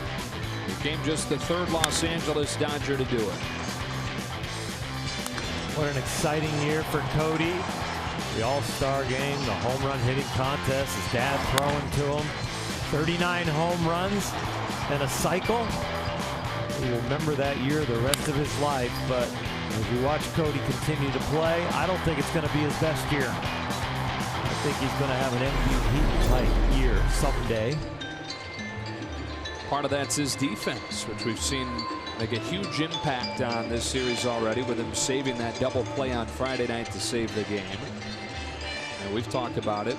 There's a chance long-term he could be a above-average Gold Glove type center fielder. In some ways, I think his value is even more out in center field, a place where you can, if you go position for position, he's going to field center field right up there with the top guys. He's going to hit for more power than most center fielders in the big leagues, if not be the top home running hitting center fielder. He's going to throw to all the bases and be a great asset to the defense with his arm.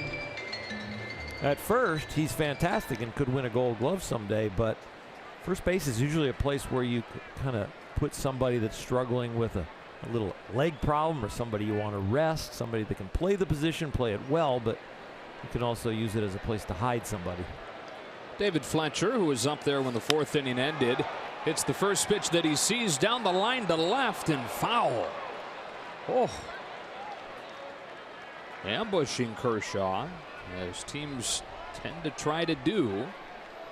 Ultimately, it's just strike one. And when they do ambush Clayton, it's usually on the inside fastball. They default to that. He has realized that over the years and continues to try and throw a few more strikes out there to the arm side against right-handers. They're still going in. It's 1 ball, 1 strike. Had the first 2 pitches of the AB. That's why. Fall behind. Good luck. Drops in a curve, and he's ahead of Fletcher 0-2. The struggle in the first inning, as you look at the pitches again of when the average drops off for him, especially the slug. He was only throwing about 50% strikes in the first inning when he struggled. Last 3 innings, he's thrown almost 85% strikes. So really attacking, got that pitch count under control.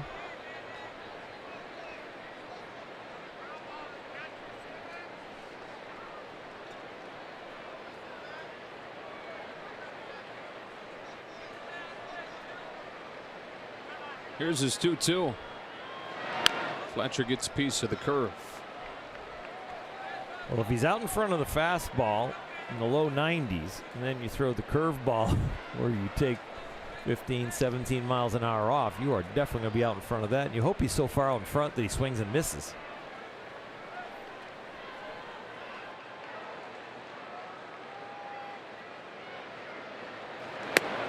And he takes a slider, full count.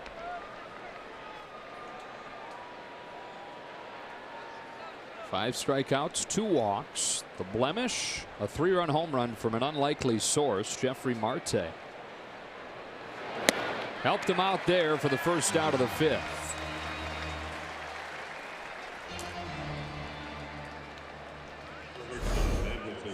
The high fastball sets up the curveball. The low fastball sets up the slider. That slider was a dandy.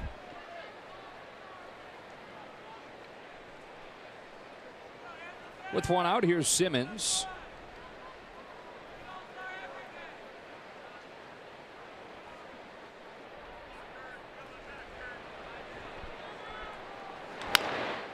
Andrelton Simmons out of Curacao. He grew up playing with Kenley Jansen and Didi Gregorius. Simmons, though, didn't really draw any attention from scouts when he was a teenager, when most guys are starting to get the attention that they're headed pro very quickly. He was only 140 pounds. Yanks this one down the line to left. It is off the wall. And he can run for a while with that thing ricocheting by Peterson. He'll hang on with a 1-out double. And he said when he was 140 pounds, he could barely hit it out of the infield back in Curacao. Here he almost hits it out of the park. Well, he has really turned himself into an offensive threat off the end of the bat a little bit, and that makes this ball a double. You can see just a few feet from being a home run, hit hard enough that Jock Peterson couldn't get to the corner and catch it. That deflection off the wall was a long carom. Such a weak hitter, Oral, in those early days that he was very close to giving baseball up and choosing soccer as his preferred sport, because his mom told him he had to pick one. And then a coach from Western Oklahoma State discovered him and gave him the opportunity that eventually got him into pro baseball. Mike Trout hits it foul, strike 1.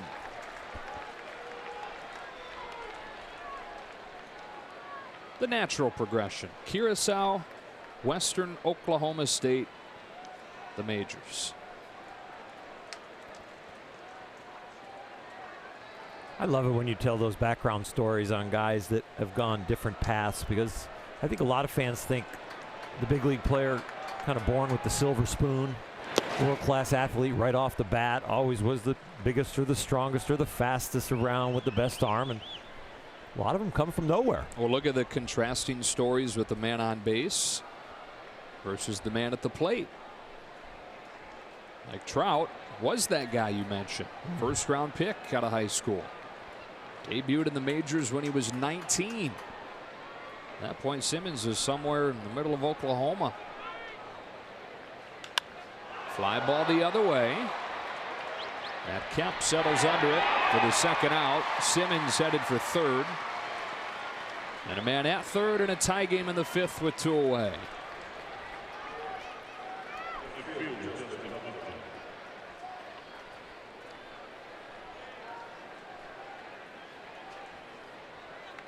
From Simmons' winding path to a first-round pick in Trout to a first overall pick in Justin Upton.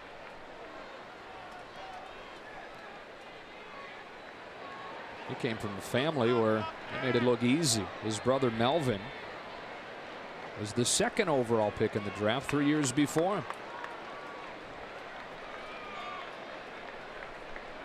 Go ahead run at third, 2 out, 5th inning. Kershaw pitches and Upton takes strike 1.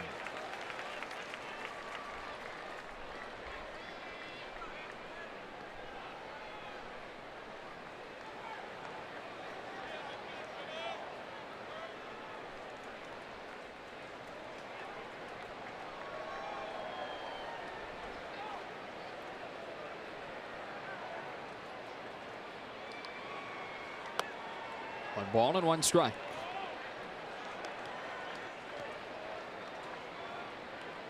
Upton now 30 years old in his 12th year in the majors. Came over in a trade from the Tigers last year.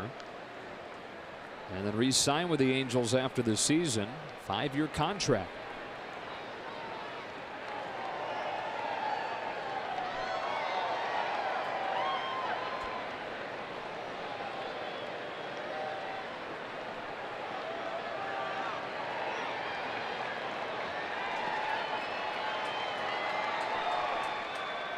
Kershaw deals 1-1.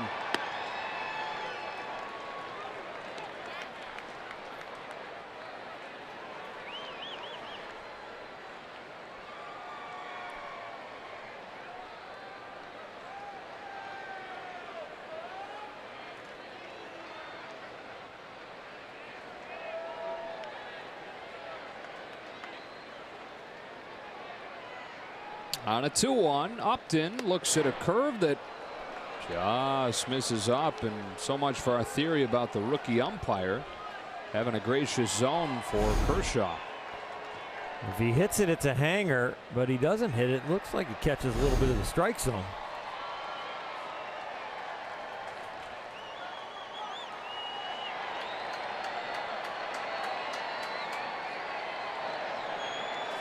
Got it by him, full count.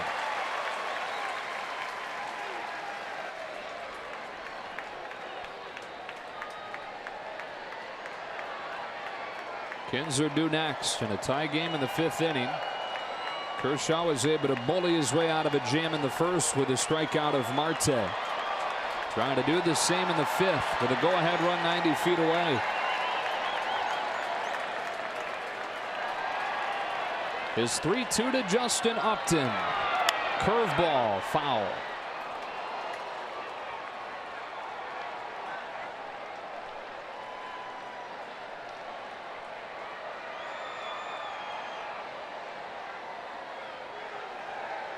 '81 pitches for Clayton.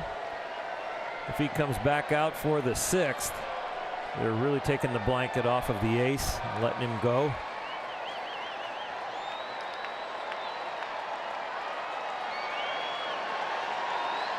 Another 3-2, and he struck him out with a fastball at 92 to keep the go-ahead run at third. We're halfway home in a tie game.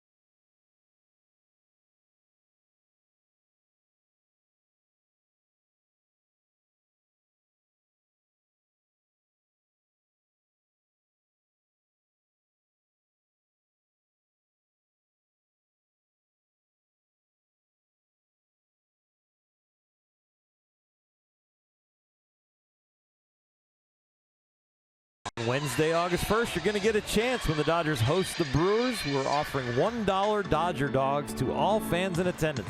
Buy up to 5 Dodger dogs per transaction. Visit Dodgers.com/promotions for tickets. Such popular promotion the first time around. We're doing it again. The first homestand of the second half. Here in the final game of the first half, the Dodgers and Angels, go figure, are tied. What else would you expect the way this season series has gone, with 4 one-run games and 1 two-run game? Top of the order against Noe Ramirez. Jock Peterson looks at strike one.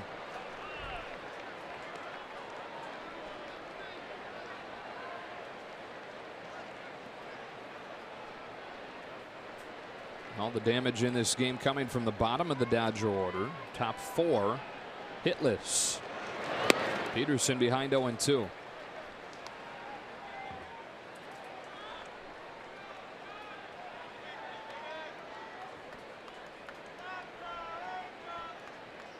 This year, Jock goes into the All-Star break, I think, thinking about having a big second half. Made a lot of strides as far as consistency and approach in the first half.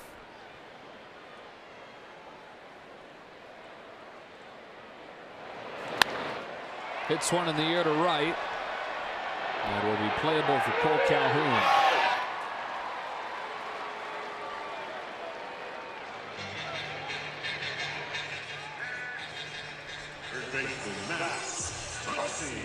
Ramirez has retired all 4 men that he's faced, and now it's Max Muncy. 0 for 2 today, 3 for 10 this weekend.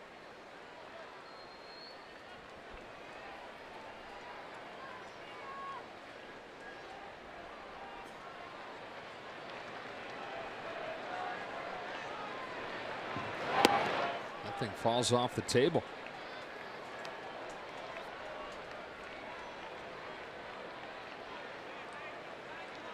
You know somebody has good movement when Max Muncy's swinging at balls.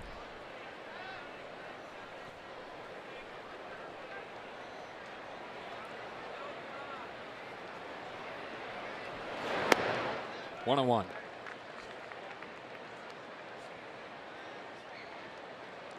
Max going to get kind of the best of both worlds this coming All-Star break. He'll get to be there for the Derby tomorrow, obviously. And then he gets to get a few days to reset as well. Not too far from there is his family's lake house in New York. 2 balls, 1 strike.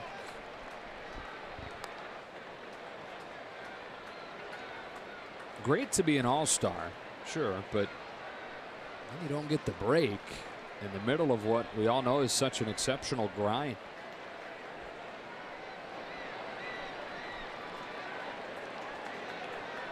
On a 2-1 pitch, Muncy looks at strike 2.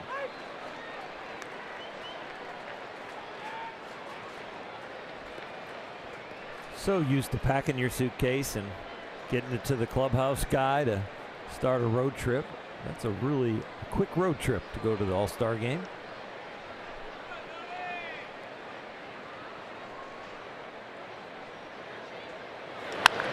Muncy off the end of the bat to left. Upton, 2 out.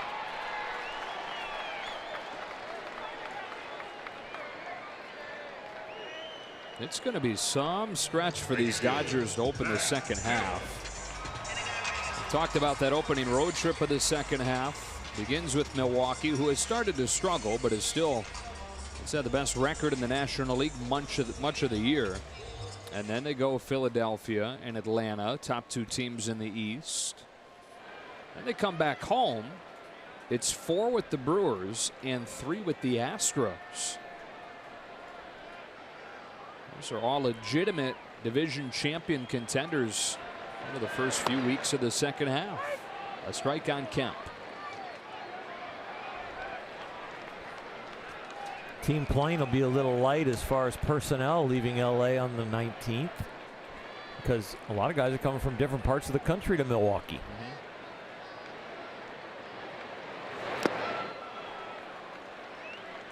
But it's not a trip that you want to kind of ease into the second half and will get it going. You really need to be on your game right away. Win this one, you'll go into the end of the first half as the first place club in the National League West. That's quite an accomplishment after being down 9 games on May 8th. It's a great comeback. Kemp chases, and the Dodgers down in order, and Kemp shows off his strength there, snapping that bat like it's a toothpick. Tied at 3 to the 6.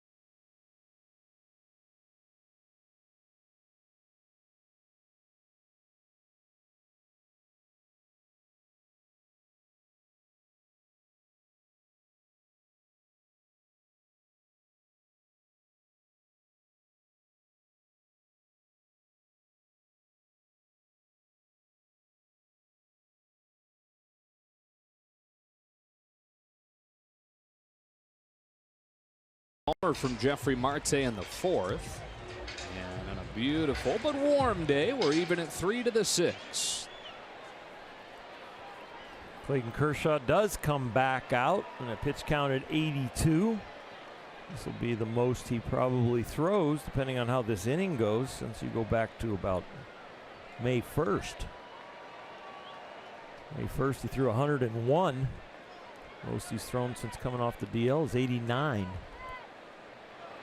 Faces Ian Kinsler to open the 6th, and drops one a little bit outside, 1-0.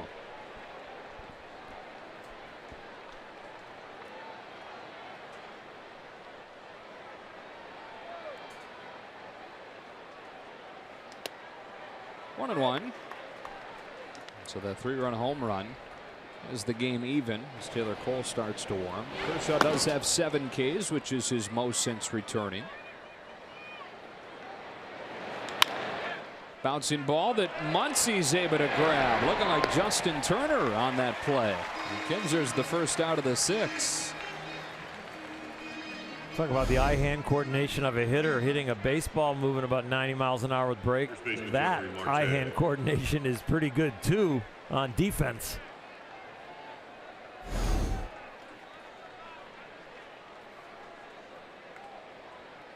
He's played second, he's played first, he's played the corner outfield spots, and he's played third. Playing it well.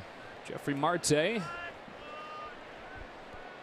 has that 3-run home run for the Angels. It's the first one that he sees. It's stopped by Taylor from short left field. Bellinger can't get the ball as he focused on getting the foot back to the bag, and Marte's aboard with 1 out. So close on both ends of this play. Chris Taylor, well positioned in the hole, makes a nice sliding backhand stop, quickly gets rid of the ball, but it's slightly up the line. Cody determines he can't stretch that far, reaches out to catches. This part was awesome. Chris is probably going to shake himself a little bit. I can't believe I didn't get it more accurately, but boy, he has to get rid of it in a hurry.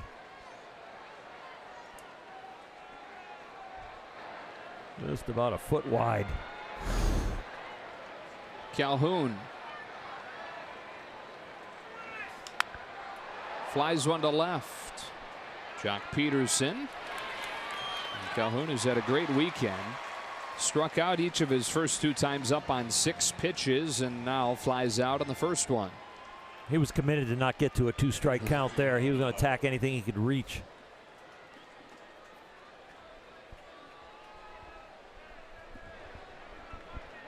Tied in the 6th. Runner at first with 2 out, and it's Martin Maldonado coming up.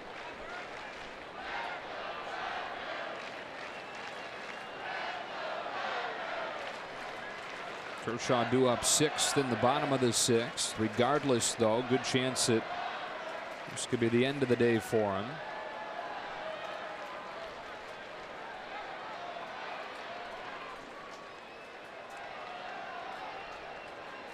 His first one to Maldonado is low and inside, ball 1. Well, if he gets Maldonado quickly, it wouldn't be a shock to see him come back out for the 7th. Would definitely be starting to expand his pitch count since coming off the DL with the back. But he has gone into the 100 area 3 times this year. 112 is the tops.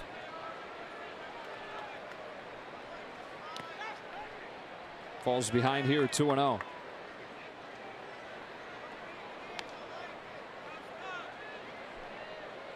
Had some lightning quick innings, and he's had a couple innings where the Angels have made him dig deep, especially that first.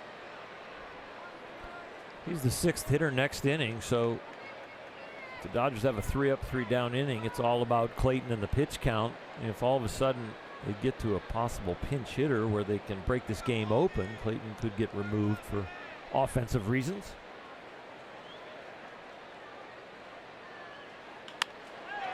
That is stopped by Muncy again on a very similar short hop. Max Muncy with splendid defense at the hot corner.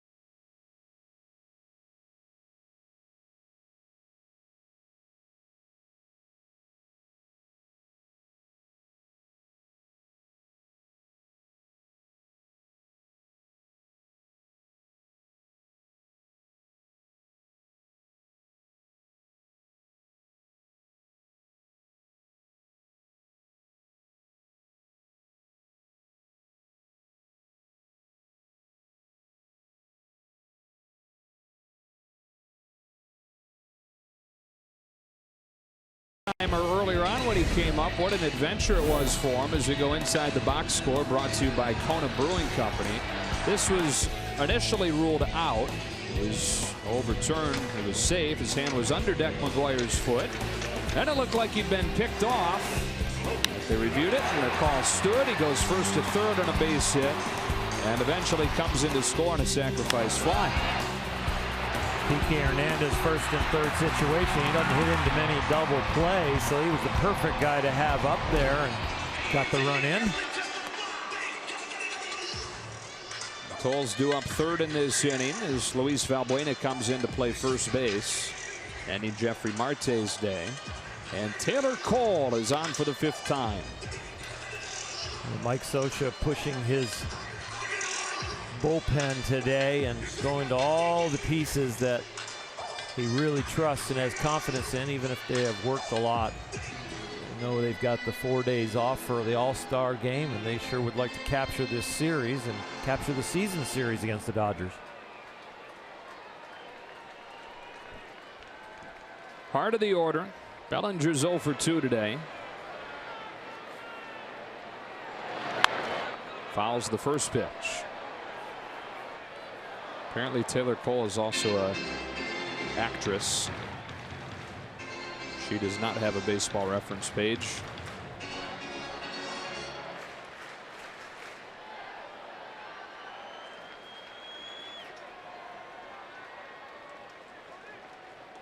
Now that in 2.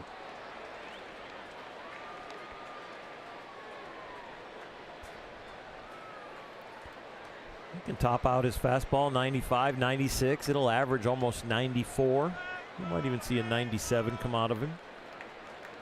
Change up and a slider also. He was actually drafted once by the Dodgers 11 years ago. Simi Valley, California originally. It's 1-2. And he moved to Vegas, went to Bishop Gorman High School, went to BYU for college.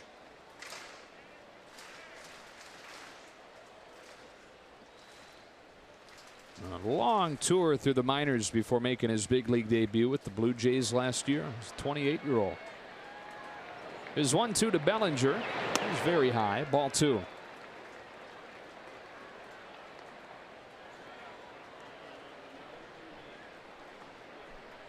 Pitched 1 game in that debut season for the Blue Jays and gave up 4 runs on 6 hits in 1 inning. Bellinger pops it into shallow left center on a very bright day. It won't be easy, and it falls. Bellinger reads the throw and takes second. Aggressive initially. Simmons found it quickly, but Bellinger saw his throw going behind him and he took advantage. Well, the initial pop-up is in no man's land, but Simmons, the way he plays defense, you think he's going to catch this, but he doesn't. Then he thinks Cody's going to come to second. He sees no, he's retreating, and Cody read it perfectly. Here's Cody going, no, I don't think I'm going to make it. I'll get back. No, he read it too soon. Very nice. Threw it a single, then he takes second on the throw. And a tie game in the 6th. Nobody out. Go ahead run in scoring position. And as Maldonado goes out to talk to Cole, Yasmani Grandal strides to the plate. Who's entering this All-Star break, seeing it as well as just about anybody. Kenta Maeda warming. For the same reason we saw Rich Hill yesterday. Just lines up that Maeda's going to have extra long between starts. So why not use him out of the pen this weekend?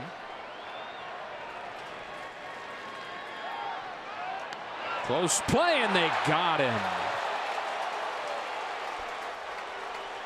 Bellinger picked off second.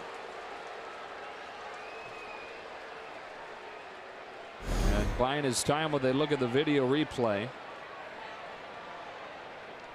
Well, that looks pretty close, like he might be in there. Let's take this look at it. Oh, it's like there's a little dirt between the fingers and the bag when he gets tagged out. Boy, Simmons just banged that tag on him. And they are not going to challenge it. So Bellinger makes an out on the bases right after his heads-up base running play. Strike 1 on Grandal.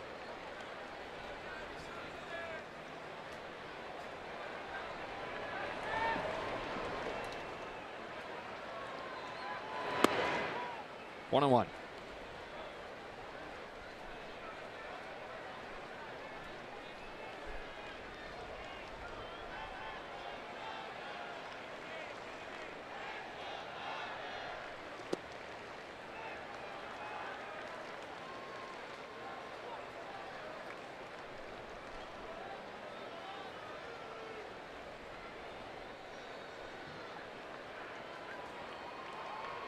Grandal ahead. Here comes a 2-1 pitch.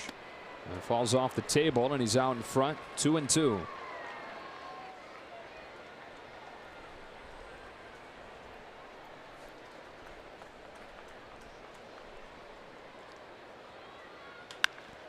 Base hit to center. And it almost stings, doesn't it? It really stings when you get picked off, and it stings even more when the guy behind you gets a hit.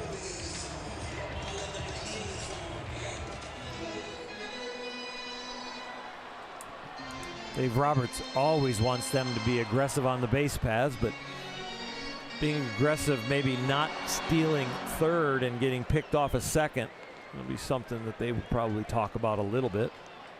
It was Towles' poor base running yesterday that might have cost the Dodgers a chance to extend that game.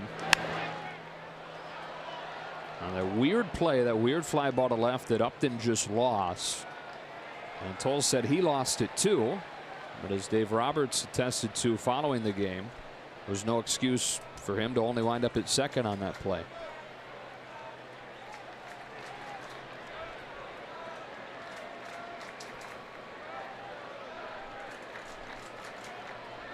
Tied in the sixth. 0-1 to Towles, who grounds it foul.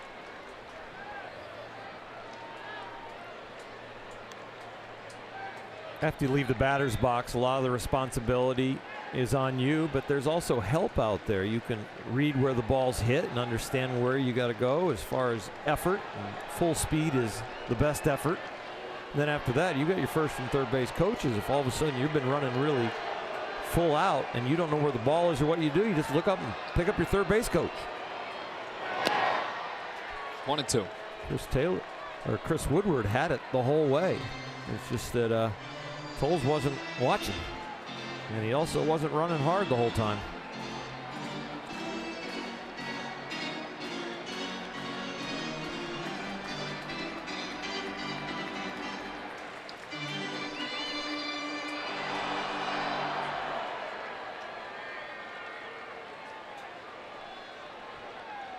One on, one out. 1-2. Towles grounds it along first and again foul. And if you happen to not see that play yesterday, here it is.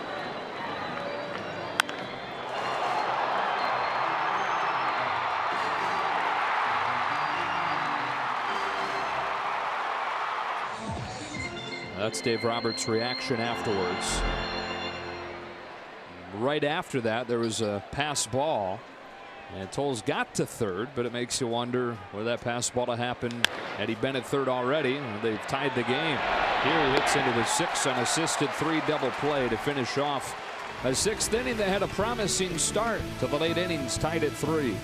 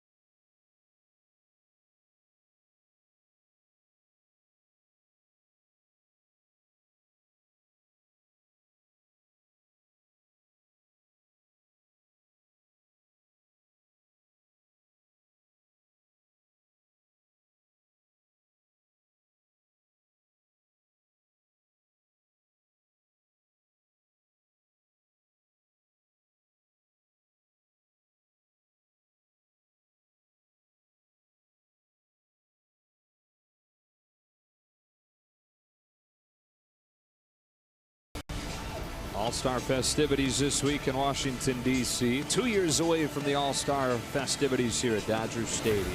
And then the second half begins with that long road trip. Milwaukee, Philadelphia, Atlanta.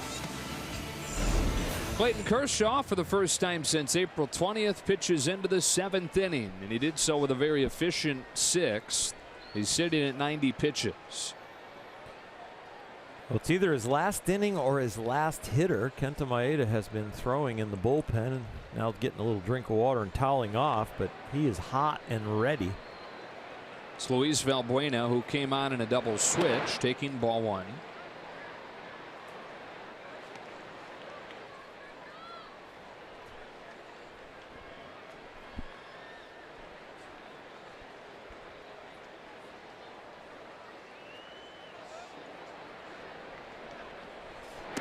And now ball 2.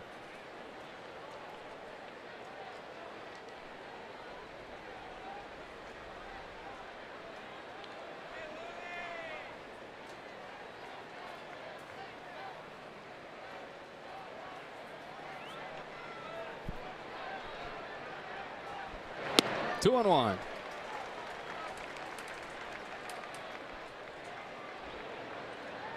One swing to get those 3 runs for the Angels. And Clayton has been grinding it out. 2 and 2. Trying to win his 3rd in a row. Beat Pittsburgh, beat San Diego. Now going deeper in the game here against the Angels. The last few starts, the Dodgers have gotten him a lot of runs. Gotten him a couple of 8 spots for his 2 starts with Pittsburgh and San Diego. He got the win. It's been a little more like it. It was kind of jarring first couple months to see the Dodgers so frequently losing his starts. You know, 2016 and 17 combined, the Dodgers were 40 and 8 when he started. Goes full on Valbuena. So far this season, they're 5 and 7. Clayton's ERA has not been microscopic, but it has been really good. He's pitched really well. They just didn't support him early on.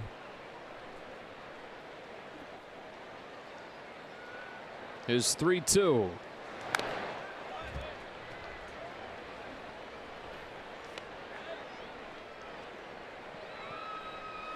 He's helped his own support today with an RBI single. First RBI this year for him. It's part of that 3-run second. Another payoff. Valbuena takes low for ball 4 to open the 7th.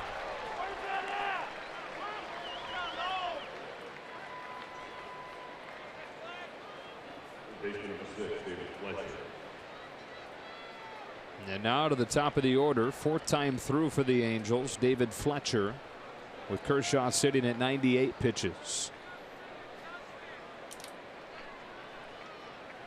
Now the big fellow over the years has earned a little extra rope, so if you think he's coming up against his pitch count, Dave Roberts is trusting him right here. Fletcher showing bunt, pushes one right side. Kershaw will throw him out. Hernandez covering, but well done by David Fletcher to move Valbuena into scoring position. Shortstop number 2, Andrelton Simmons. Now is when it gets tough. Go ahead run at second with 1 out in the 7th, and it's Simmons and Trout coming up. Well, you get Simmons out, then you can pitch Mike Trout tough with first base open, and you get Trout out or get a Upton out behind him. But this is the key hitter right here. You don't want to let him reach base and have to face Mike Trout with maybe Simmons on first. A double today is his 3rd of the series. All-star caliber first half for Andrelton Simmons, who just fell short in the American League final vote. 100th pitch of the day from Kershaw is a strike.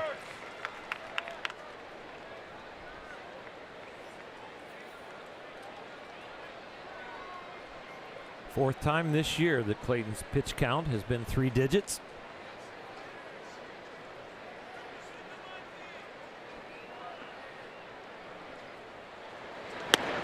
Ahead 0-2.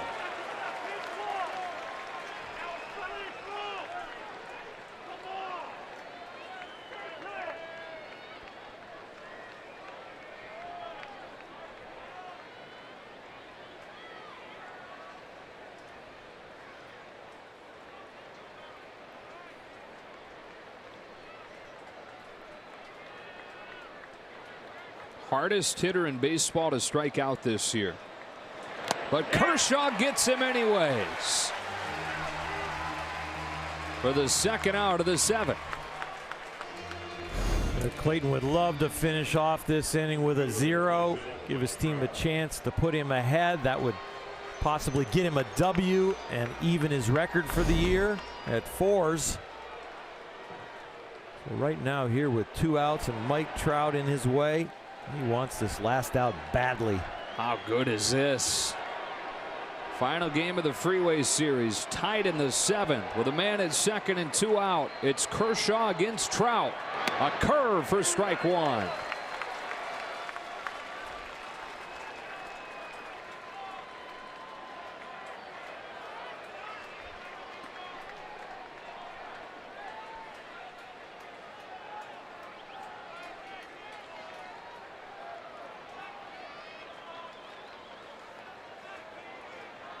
Oh, 1.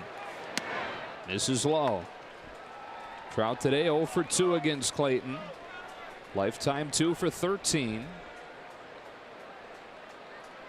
Making a strong case for a 3rd MVP. He's got Valbuena at second with 2 out in the 7th.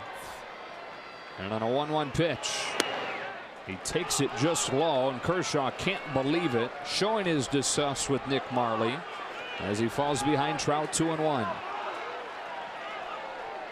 Clayton's got a few sliders to Simmons down here. This one, whoa, he wanted it bad.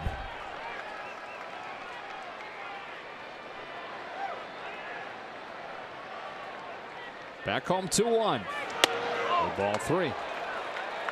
And so far it's playing out how you kind of talked. You get Simmons, and then you can be very careful with how you attack Trout.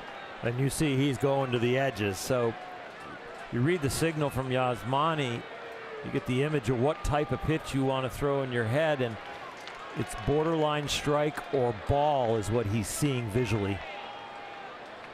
3-1. Strike 2. I'd have gotten away with one there. He challenged him. That's not exactly where he wants it, but he's glad it's a foul ball, and he's got a 3-2 count. Edge of your seat stuff here. Tied in the 7th. Valbuena at second. Hall of Famer against Hall of Famer.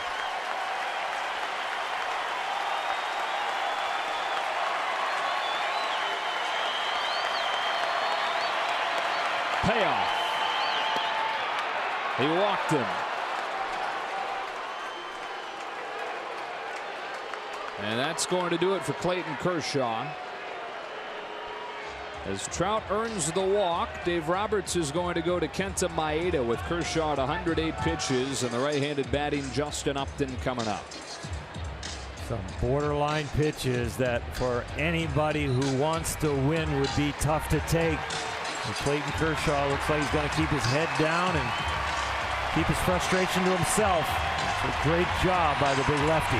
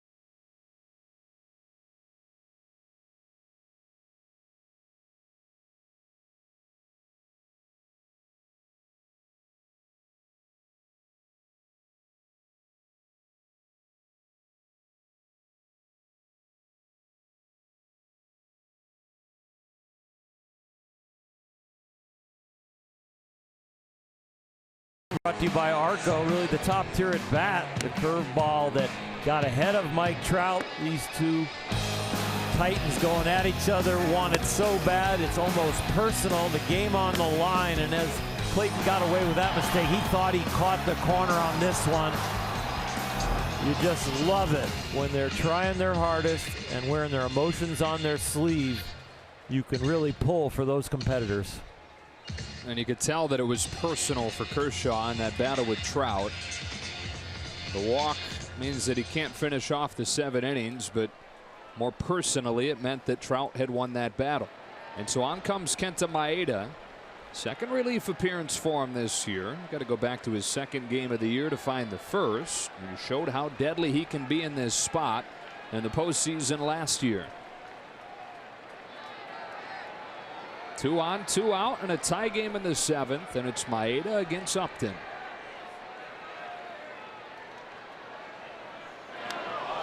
Hits him with the first pitch.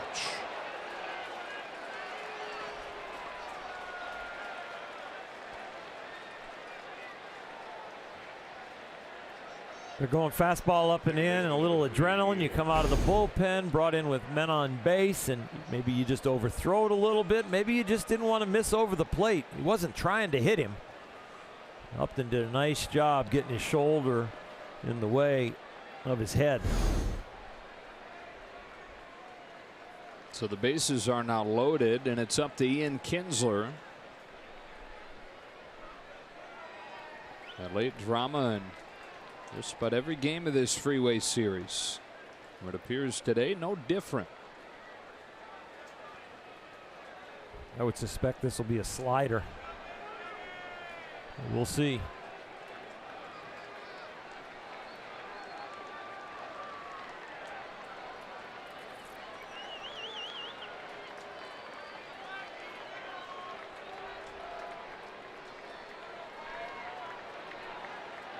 Good call. Strike 1.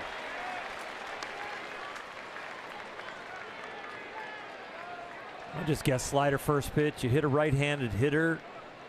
Kinsler doesn't know what kind of command he's got out there yet.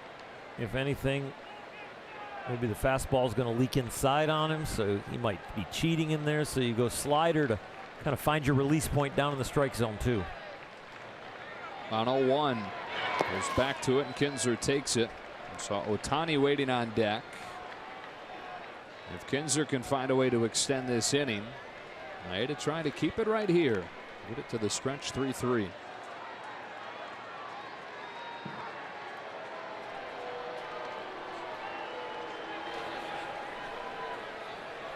Zach Roscoff waiting to make his Dodger debut.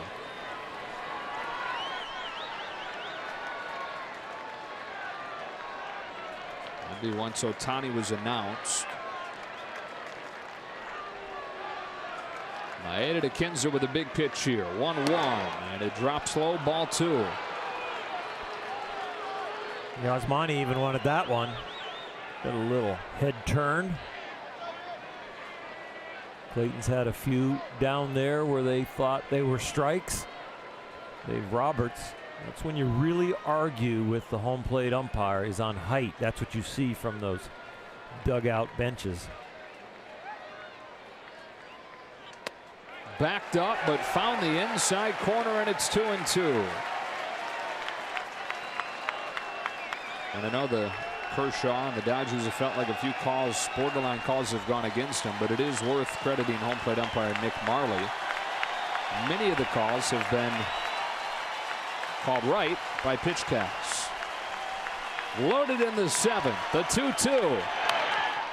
And a fly ball to the seats will do it again.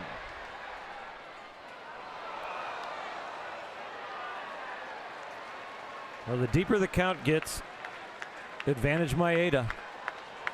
When they hit him early in the count, that's when they hit for the highest average. But when you get to counts where you're not sure what he's going to throw and he's found his release point, that's when he is a mystery. He and Ross Stripling, a lot of weapons, and will throw any pitch at any time.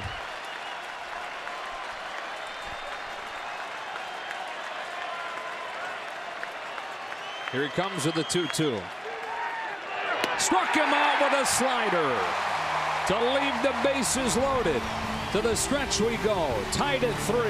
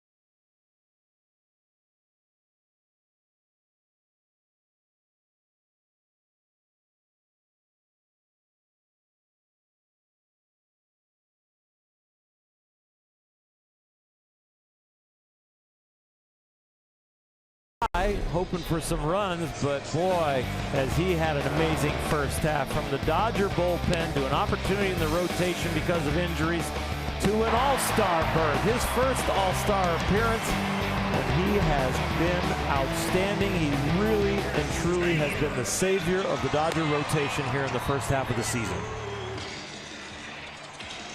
It'll be very crowded playing at EC, not just the 4 guys that are involved as players, but the entire coaching staff as well. Taylor Cole remains in. He'll face Chris Taylor, Kike Hernandez, and then a pinch hitter. And if you glance down into that Dodger dugout, you see some silver hair starting to step its way towards the on-deck circle. Looks like Chase Utley is going to be the man. Well, he already is, but he will be in this role too. Strike 1 on Taylor. All 3 runs for the Dodgers coming in the second. And Taylor had a hand in that with a base hit and a run scored himself.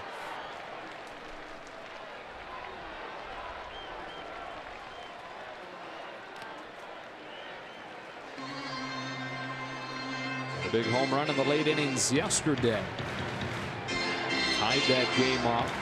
Angels eventually won it in 10.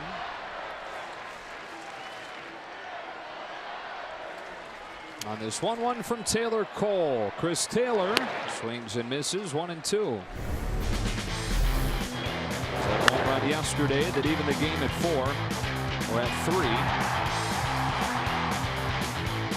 There's plenty more to come after that. It's been a roller coaster of a series for both sides.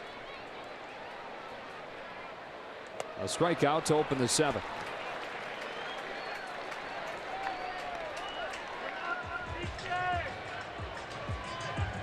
Baseman number 14, Kike Hernandez. 1 out, and Hernandez got an RBI with a sacrifice fly, and he's got a splendid, one of the best defensive plays of the first half under his belt today at second. Well, the nation will see that on all the highlight shows for sure. And it might last a while. Goes after the first pitch and hooks one to left. It's gone! A laser home run to break the tie.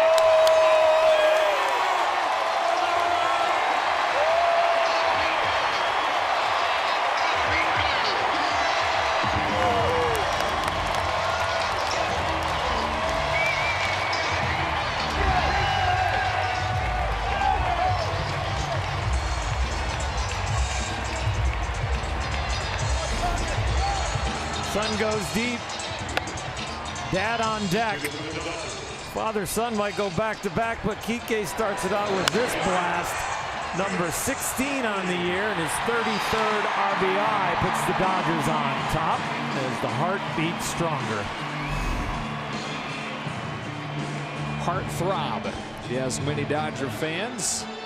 Kike Hernandez, career high 16. And the Dodgers back in front here in the 7th.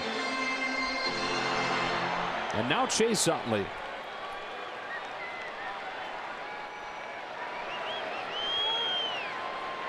And the days around Chase Utley's retirement announcement just seem to be another level of comfort in his at-bats. He said he's at ease now that he's made the decision, made the announcement.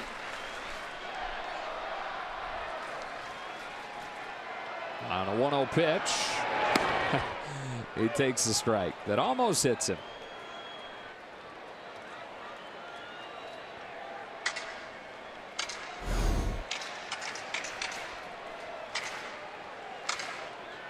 Never gets old.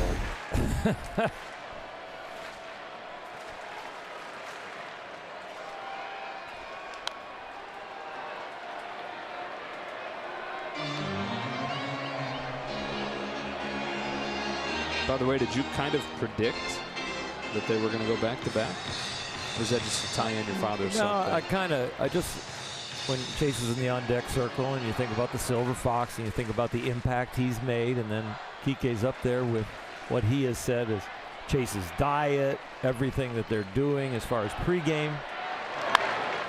Ground ball to second. Ian Kinsler's there. 2 out.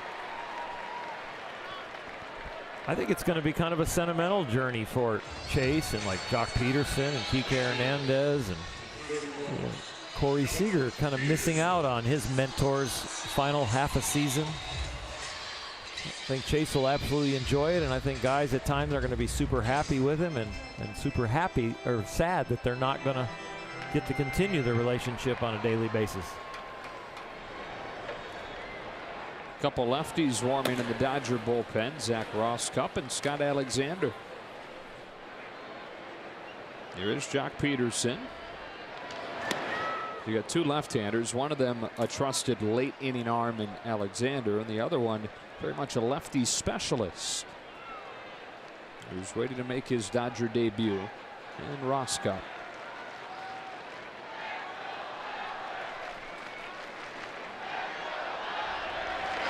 On a strike.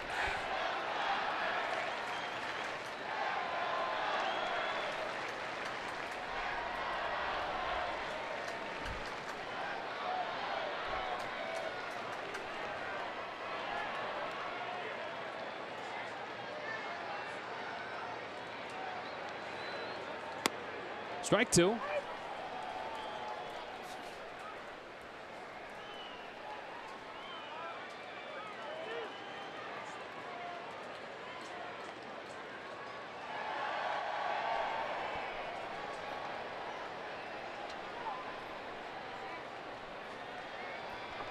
Jock doesn't usually call time till 3-2 count. He does that pretty routinely, though, doesn't he? Yep.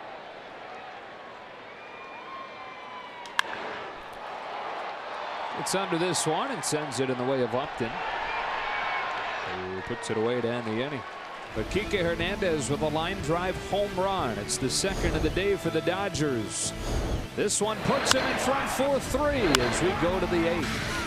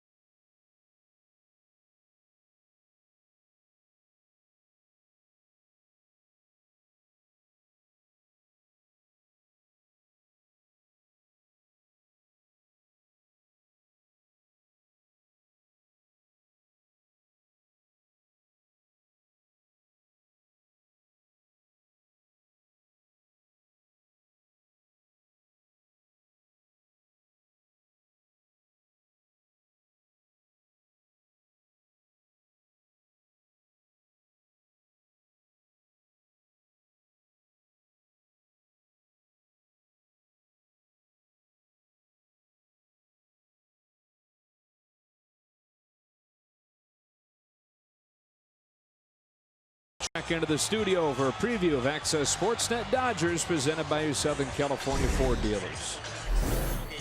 Joe, what has been a very even series so far this season between the Dodgers and the Angels continues to be a 4-3 lead, and Sean, it's going to be up to the Dodgers bullpen to hold this one. It is. It's nice to get that lead. No doubt about it, and Nomar is splitting his time between the Dodgers and the LAFC. He will be all with us, though, for postgame, guys. Wow, he literally has it on his phone right there during that hit. Part owner. Here's Scott Alexander trying to protect his 4-3 advantage. Get it to Kenley Jansen for the 9th inning. It is Jabari Blash to lead things off. Former San Diego Padre taking strike one. That is an interesting looking stance that Jabari has evolved to. 6'5", 235 pounder. Behind 0-2. If I can take you back a couple generations and take you to Julio Franco. Yes. That's not even a couple generations. He played so long. Yeah, that's true. He almost played till he was 50, didn't he? Can't remember how old he was, but he was very old. I think I saw something recently that he was, and he might have been like half joking, but considering trying to come back. I think he's coaching in Korea. He talk about a health food eater and a guy who took care of his body to the nth degree. Before that was before really it was completely in vogue. Yeah, I mean, played with him on the Cleveland Indians, and to watch him consume food, he consumed a lot, but it was all health stuff and all the health shakes early on. Tried to really do a lot of studying on what to eat to help his vision, to maintain it. Count's gone full on Blash. And if you don't remember Julio Franco, the part of the stance here is where the hands are and the barrel of the bat pointing at the pitcher.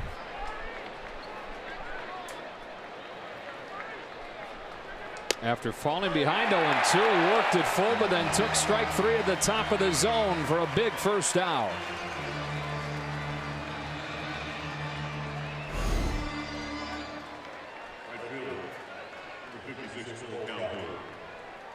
The hitters would probably tell you, especially Dodger pitchers, that the zone has been a little tight low, but there it gets expanded on the high side. We've got your answer. Okay. As Calhoun comes up with one out. Julio Franco played until he was 48 years old. Wow. 2007 with Atlanta.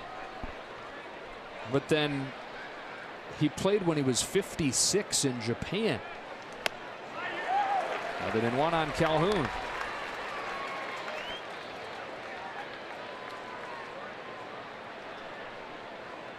Okay, I played in a Legends game 4 years ago, and I would not want to play in a real big league game at 56. No way.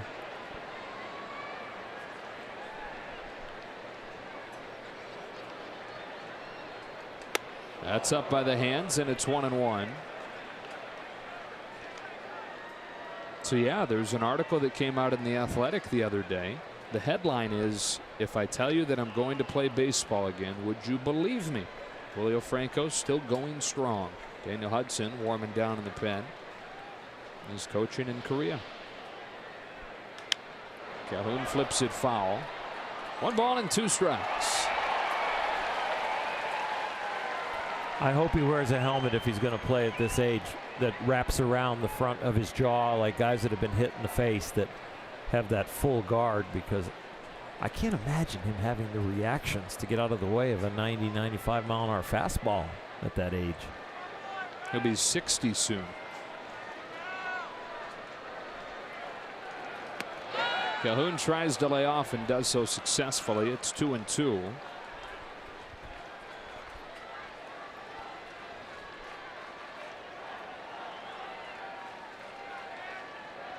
Calhoun's been the man for much of the weekend for the Angels. 2 home runs Friday night. Game-winning home run in the 10th last night. On a 2-2. He went around. Alexander back-to-back Ks to start the 8th. Relive the excitement of last year's World Series when the Dodgers host the Houston Astros August 3rd through August 5th. This rematch weekend begins with Friday night fireworks presented by Denny's and closes on Sunday with a Junior Dodgers backpack giveaway presented by Haichu. Visit Dodgers.com/promotions. Maldonado with 2 out. Can't wait for that series, though. Should be a lot of fun to have the Astros in town. Part of that first homestand of the second half. Brewers are also in at the front end of it. Strike one.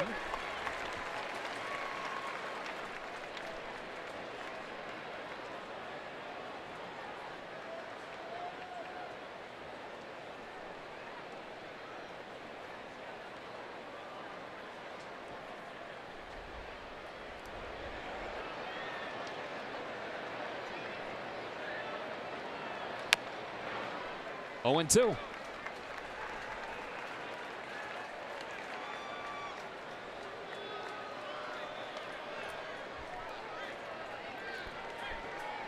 Scott Alexander turned his season in his first half around after going down to AAA, recalled on May 9th. He's had an ERA since coming back up of just over 2. He's starting to become that reliable piece out of the bullpen that the Dodgers can trust and they expected.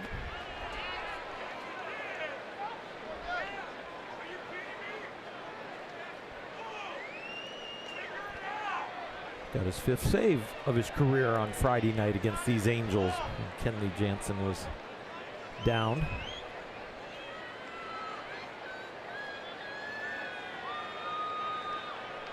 Somebody asked him afterwards, how do you feel about your first save? And he said, I'm just happy it wasn't a blown save.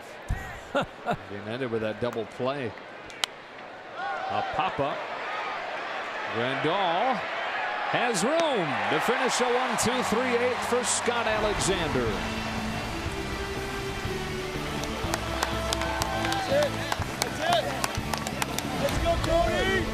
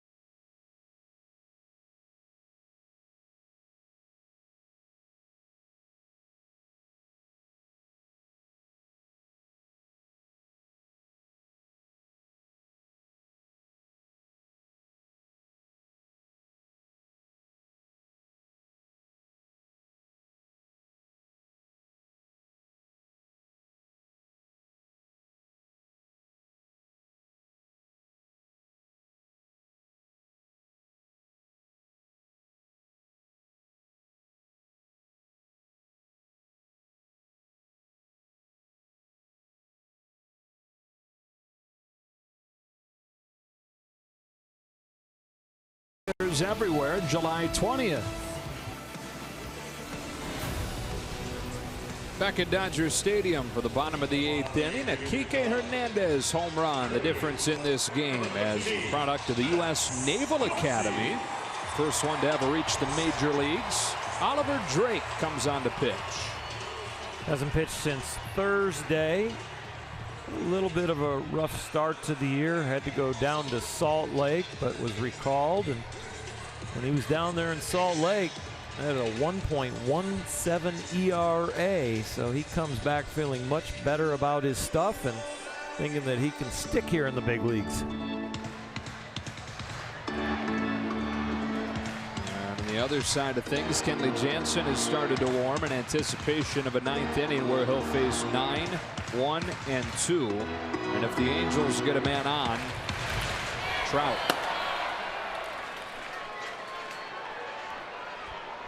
For the Dodgers, it's 2, 3, and 4. Perhaps Muncy's final at bat before he heads off to D.C. and 24 hours from now is in the home run derby.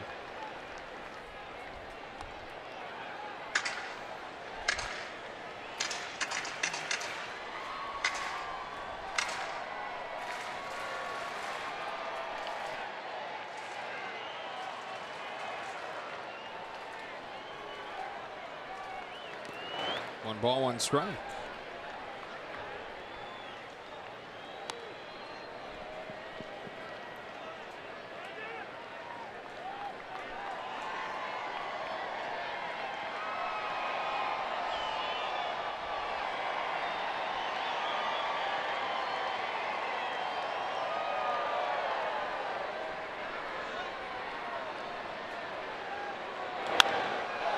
Fly to center field for Trout. Muncy the first out. Friday on an all-new special episode of Backstage Dodgers, take a look back at the best moments so far this season. Retrace the beginning of Matt Kemp's resurgence and relive Chase Utley's reunion with Devin Smeltzer, a cancer survivor turned Dodger prospect. Don't miss Backstage Dodgers, presented by Cadillac, Friday after the postgame show on Sportsnet LA. Matt Kemp will be a starting outfielder for the National League Tuesday night.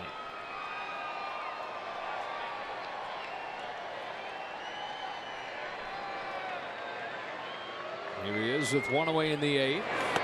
Taking one that looks like it fooled Maldonado, but it's in there for a strike.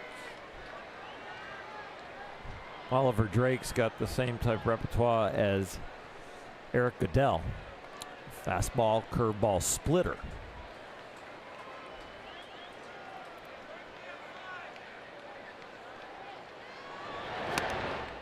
There's Kemp chasing 0-2.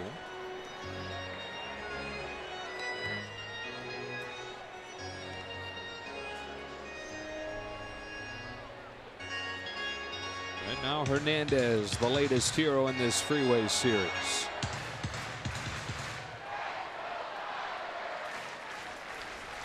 Best one in recent memory. Season series between these teams. All of them very tight and dramatic.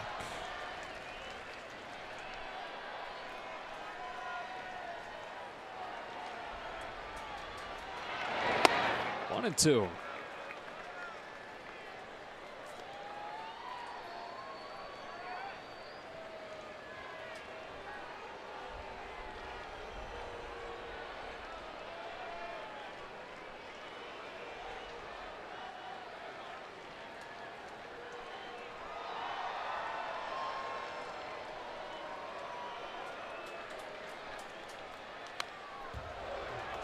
Drake mentioned out of the Naval Academy. Reason that there's never any guys out of there, besides it not really being a baseball school, is that once you get to your 3rd year in the academy, you commit to long-term military service of a certain length. He happened to sign with the Baltimore Orioles right before he started his 3rd year there. And so that allowed him to get out of the military commitment and begin his pro career. He's retired the first 2 that he's faced here in the 8th.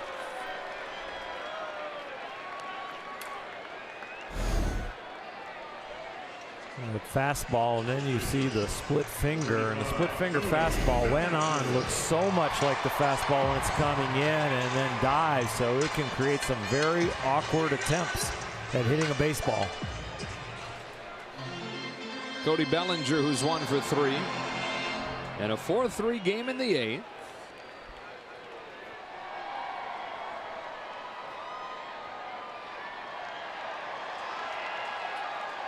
As part of that longest year of his career last year, just in the fact that it was his first in the 162 game grind. He didn't get that break. Home run derby and the All-Star game. He's going to use the break this time around to go home to the Phoenix area. Relax for a few days.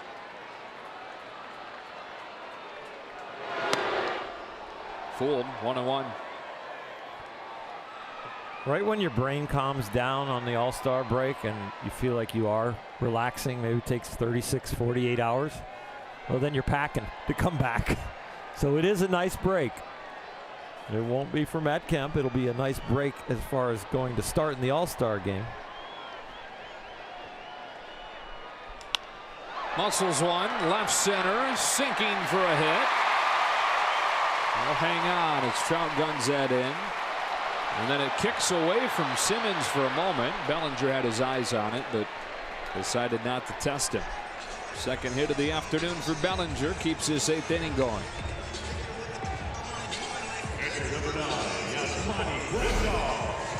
Cody's been like a yo-yo once he gets on the base pass. He's been stuck between first and second and made it to second on a back pick throw. And this one right here, he was scampering back to first base when this ball gets away. So even with the carom, I don't think he's going to make it if he was watching it. It didn't get far enough away. So a 2 out in the 8th inning. It's Grandal who has reached all 3 times here in the final game of the half. That includes a home run. There is no hotter Dodger than this guy entering the break.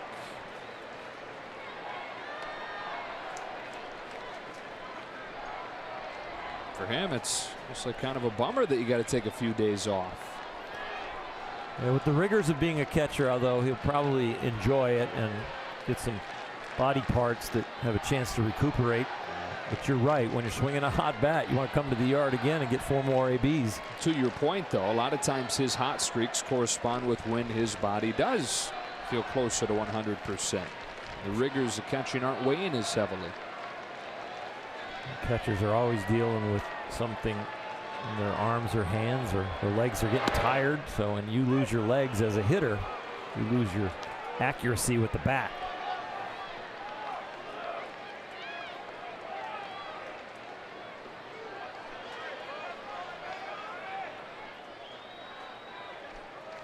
There's Austin Barnes, who's shown signs of life the last few days.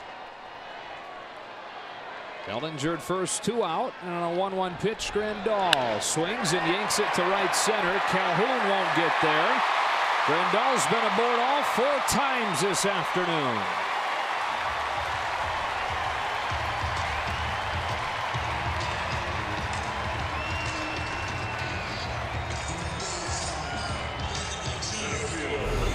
Just enough swing left to get this hit right here. They have been throwing him change-ups, and since he's had a few today, probably getting used to them pulling the string, so they pull it right there, and he made a nice adjustment to barrel it up.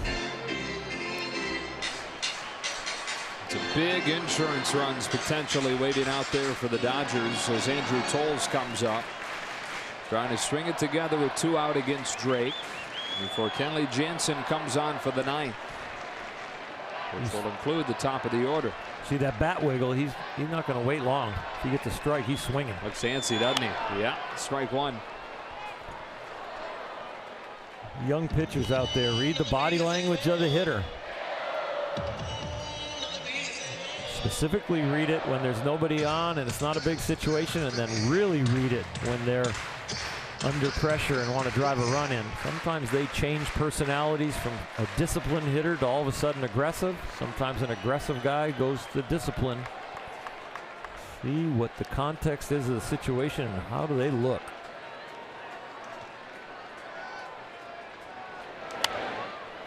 Quickly 0-2.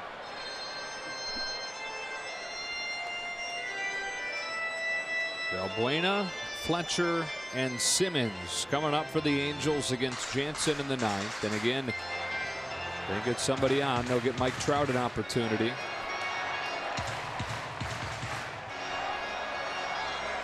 And they have Ohtani available, keep in mind.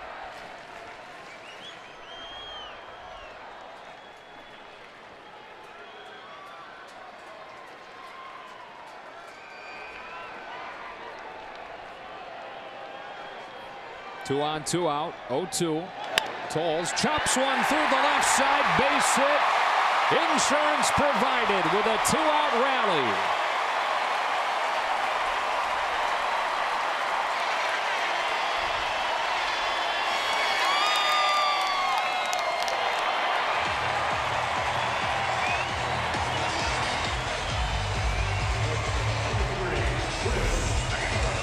Andrew Towles in C-ball, hit ball mode. He wanted to swing the bat, anything close. Swung at a couple of strikes, then got there with 2 strikes and knew he needed to just put it in play. He's going to have no trouble swinging the bat there in that situation. He wanted to make something happen. Man, what a big run that feels like, doesn't it? Especially on the heels of Kenley Jansen blowing a save last night. Velocity was down. 90-91, ball wasn't cut and didn't really have his location. I know he wants to get back out there on the hill and redeem himself. Have a good taste in his mouth going into the All-Star game. Taylor looking for more. Strike one. Been about the middle of the order today.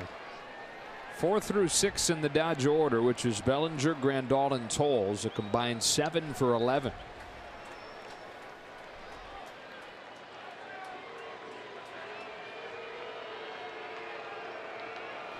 Grandal at third and Towles at first. As Taylor waits on this 0-1. And takes a ball.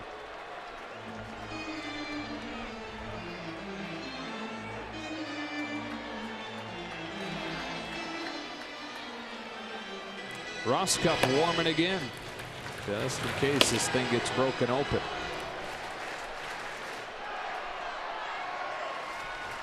I also wonder if he could be used for Ohtani to start the inning.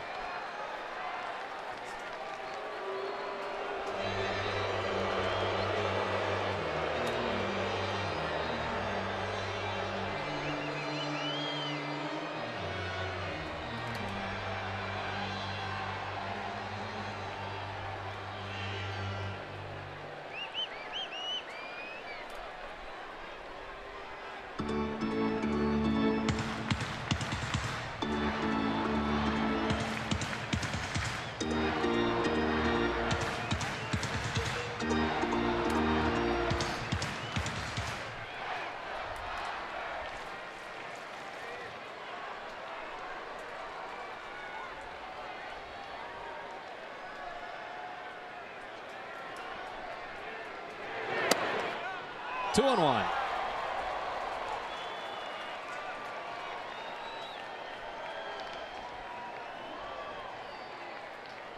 Well, the Dodgers yesterday, we talked about it, had so many opportunities in that tight game. Went 0 for their last 12 with men in scoring position. Today it's hard to believe they've only had 3 at-bats with men in scoring position, but have gone 2 for 3. On a 2-1 pitch, Taylor takes strike 2.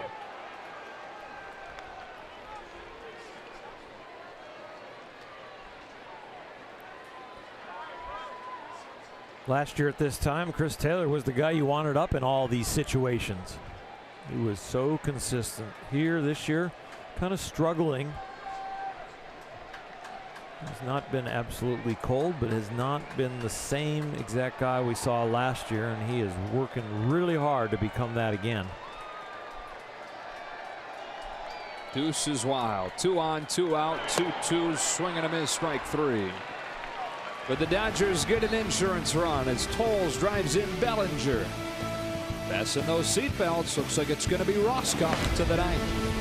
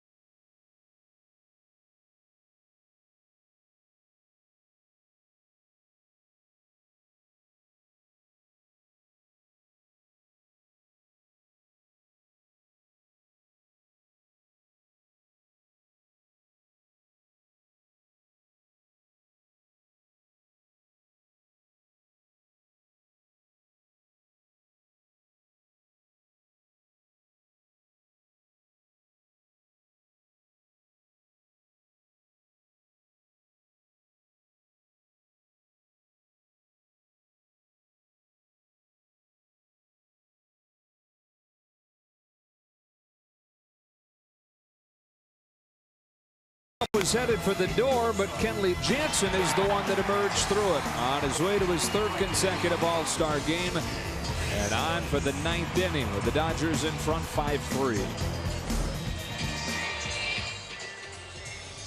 Kike Hernandez is now in right field. Logan Forsythe is at second base. Dave Roberts bolstering that defensive group a little bit to help Jansen. Kenley looking for save number 27. Second in the NL right now, but more importantly, I think he is looking to get a little bit more velocity than yesterday, a little bit more cut, and more importantly and most importantly, better location. It will be Ohtani to lead things off. And Dave Roberts going to have Kenley Jansen face him. I wonder if perhaps that decision was altered with the Dodgers getting the insurance run where Ohtani can't tie the game with one swing.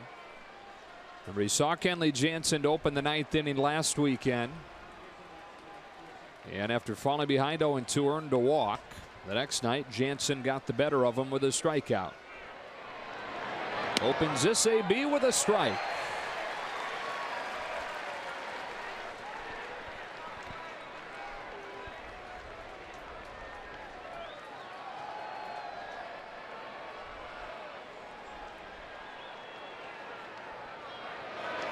Quickly 0-2.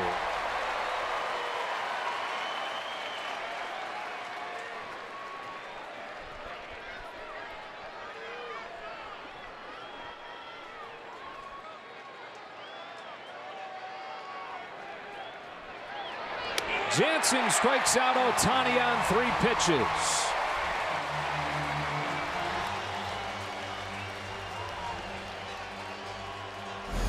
About as efficient as you get, and they're going away. And what's he do? Hit the glove with cut. Of the 3 pitches, the last one was the best. Top of the order now with 1 out in the 9th inning. David Fletcher fouls it back, strike 1.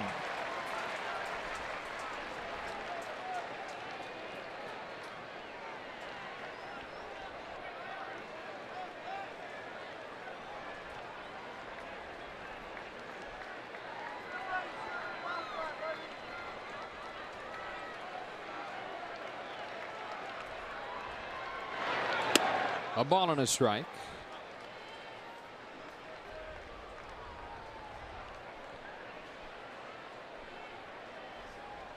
Dodgers trying to finish off the first half of July at 10-4. Trying to move alone in first to finish the first half. And who would have thought that'd be the case? You go back to mid-May, 10 games below 500. They become the fastest team since the 1950s to go from 10 under to 10 over, which they reached on Friday night. Jansen home 1-2. Just low.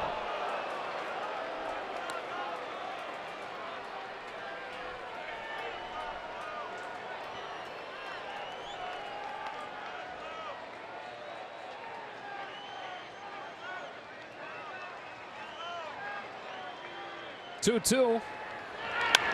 Fletcher to right. Hernandez coming on. Slides to catch it for out number 2. Made a great play at second earlier.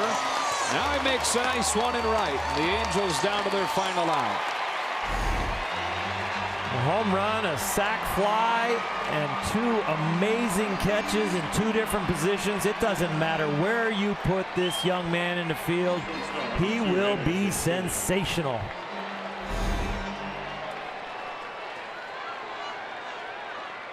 Simmons trying to keep the Angels' hopes alive.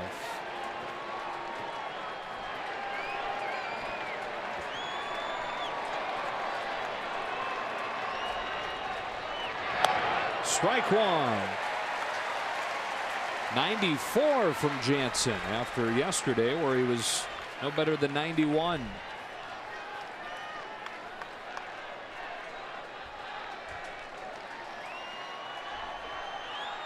Hesitates. High fly ball, but foul. And the Angels down to their final strike. Now Simmons, his last time up, struck out for his first time in 47 plate appearances. Jansen quickly gets 2 strikes on him here. And the crowd rises.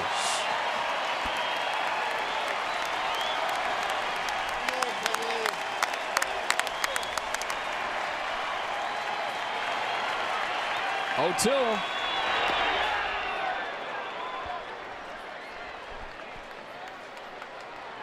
Tried the slider against Simmons, no bite. 1 ball, 2 strikes. Mike Trout looming on deck.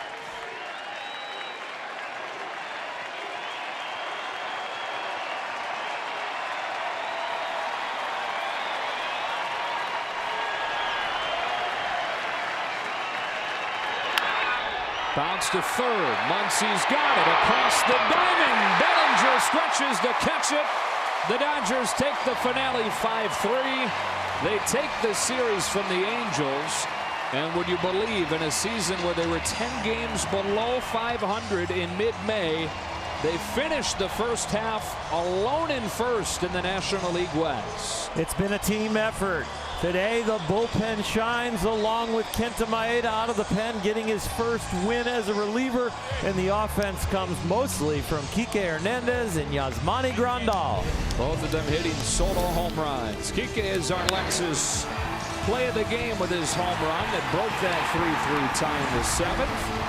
They'd had a run of insurance in the 8th and finished the first half 10 games above 500 at 53 and 43.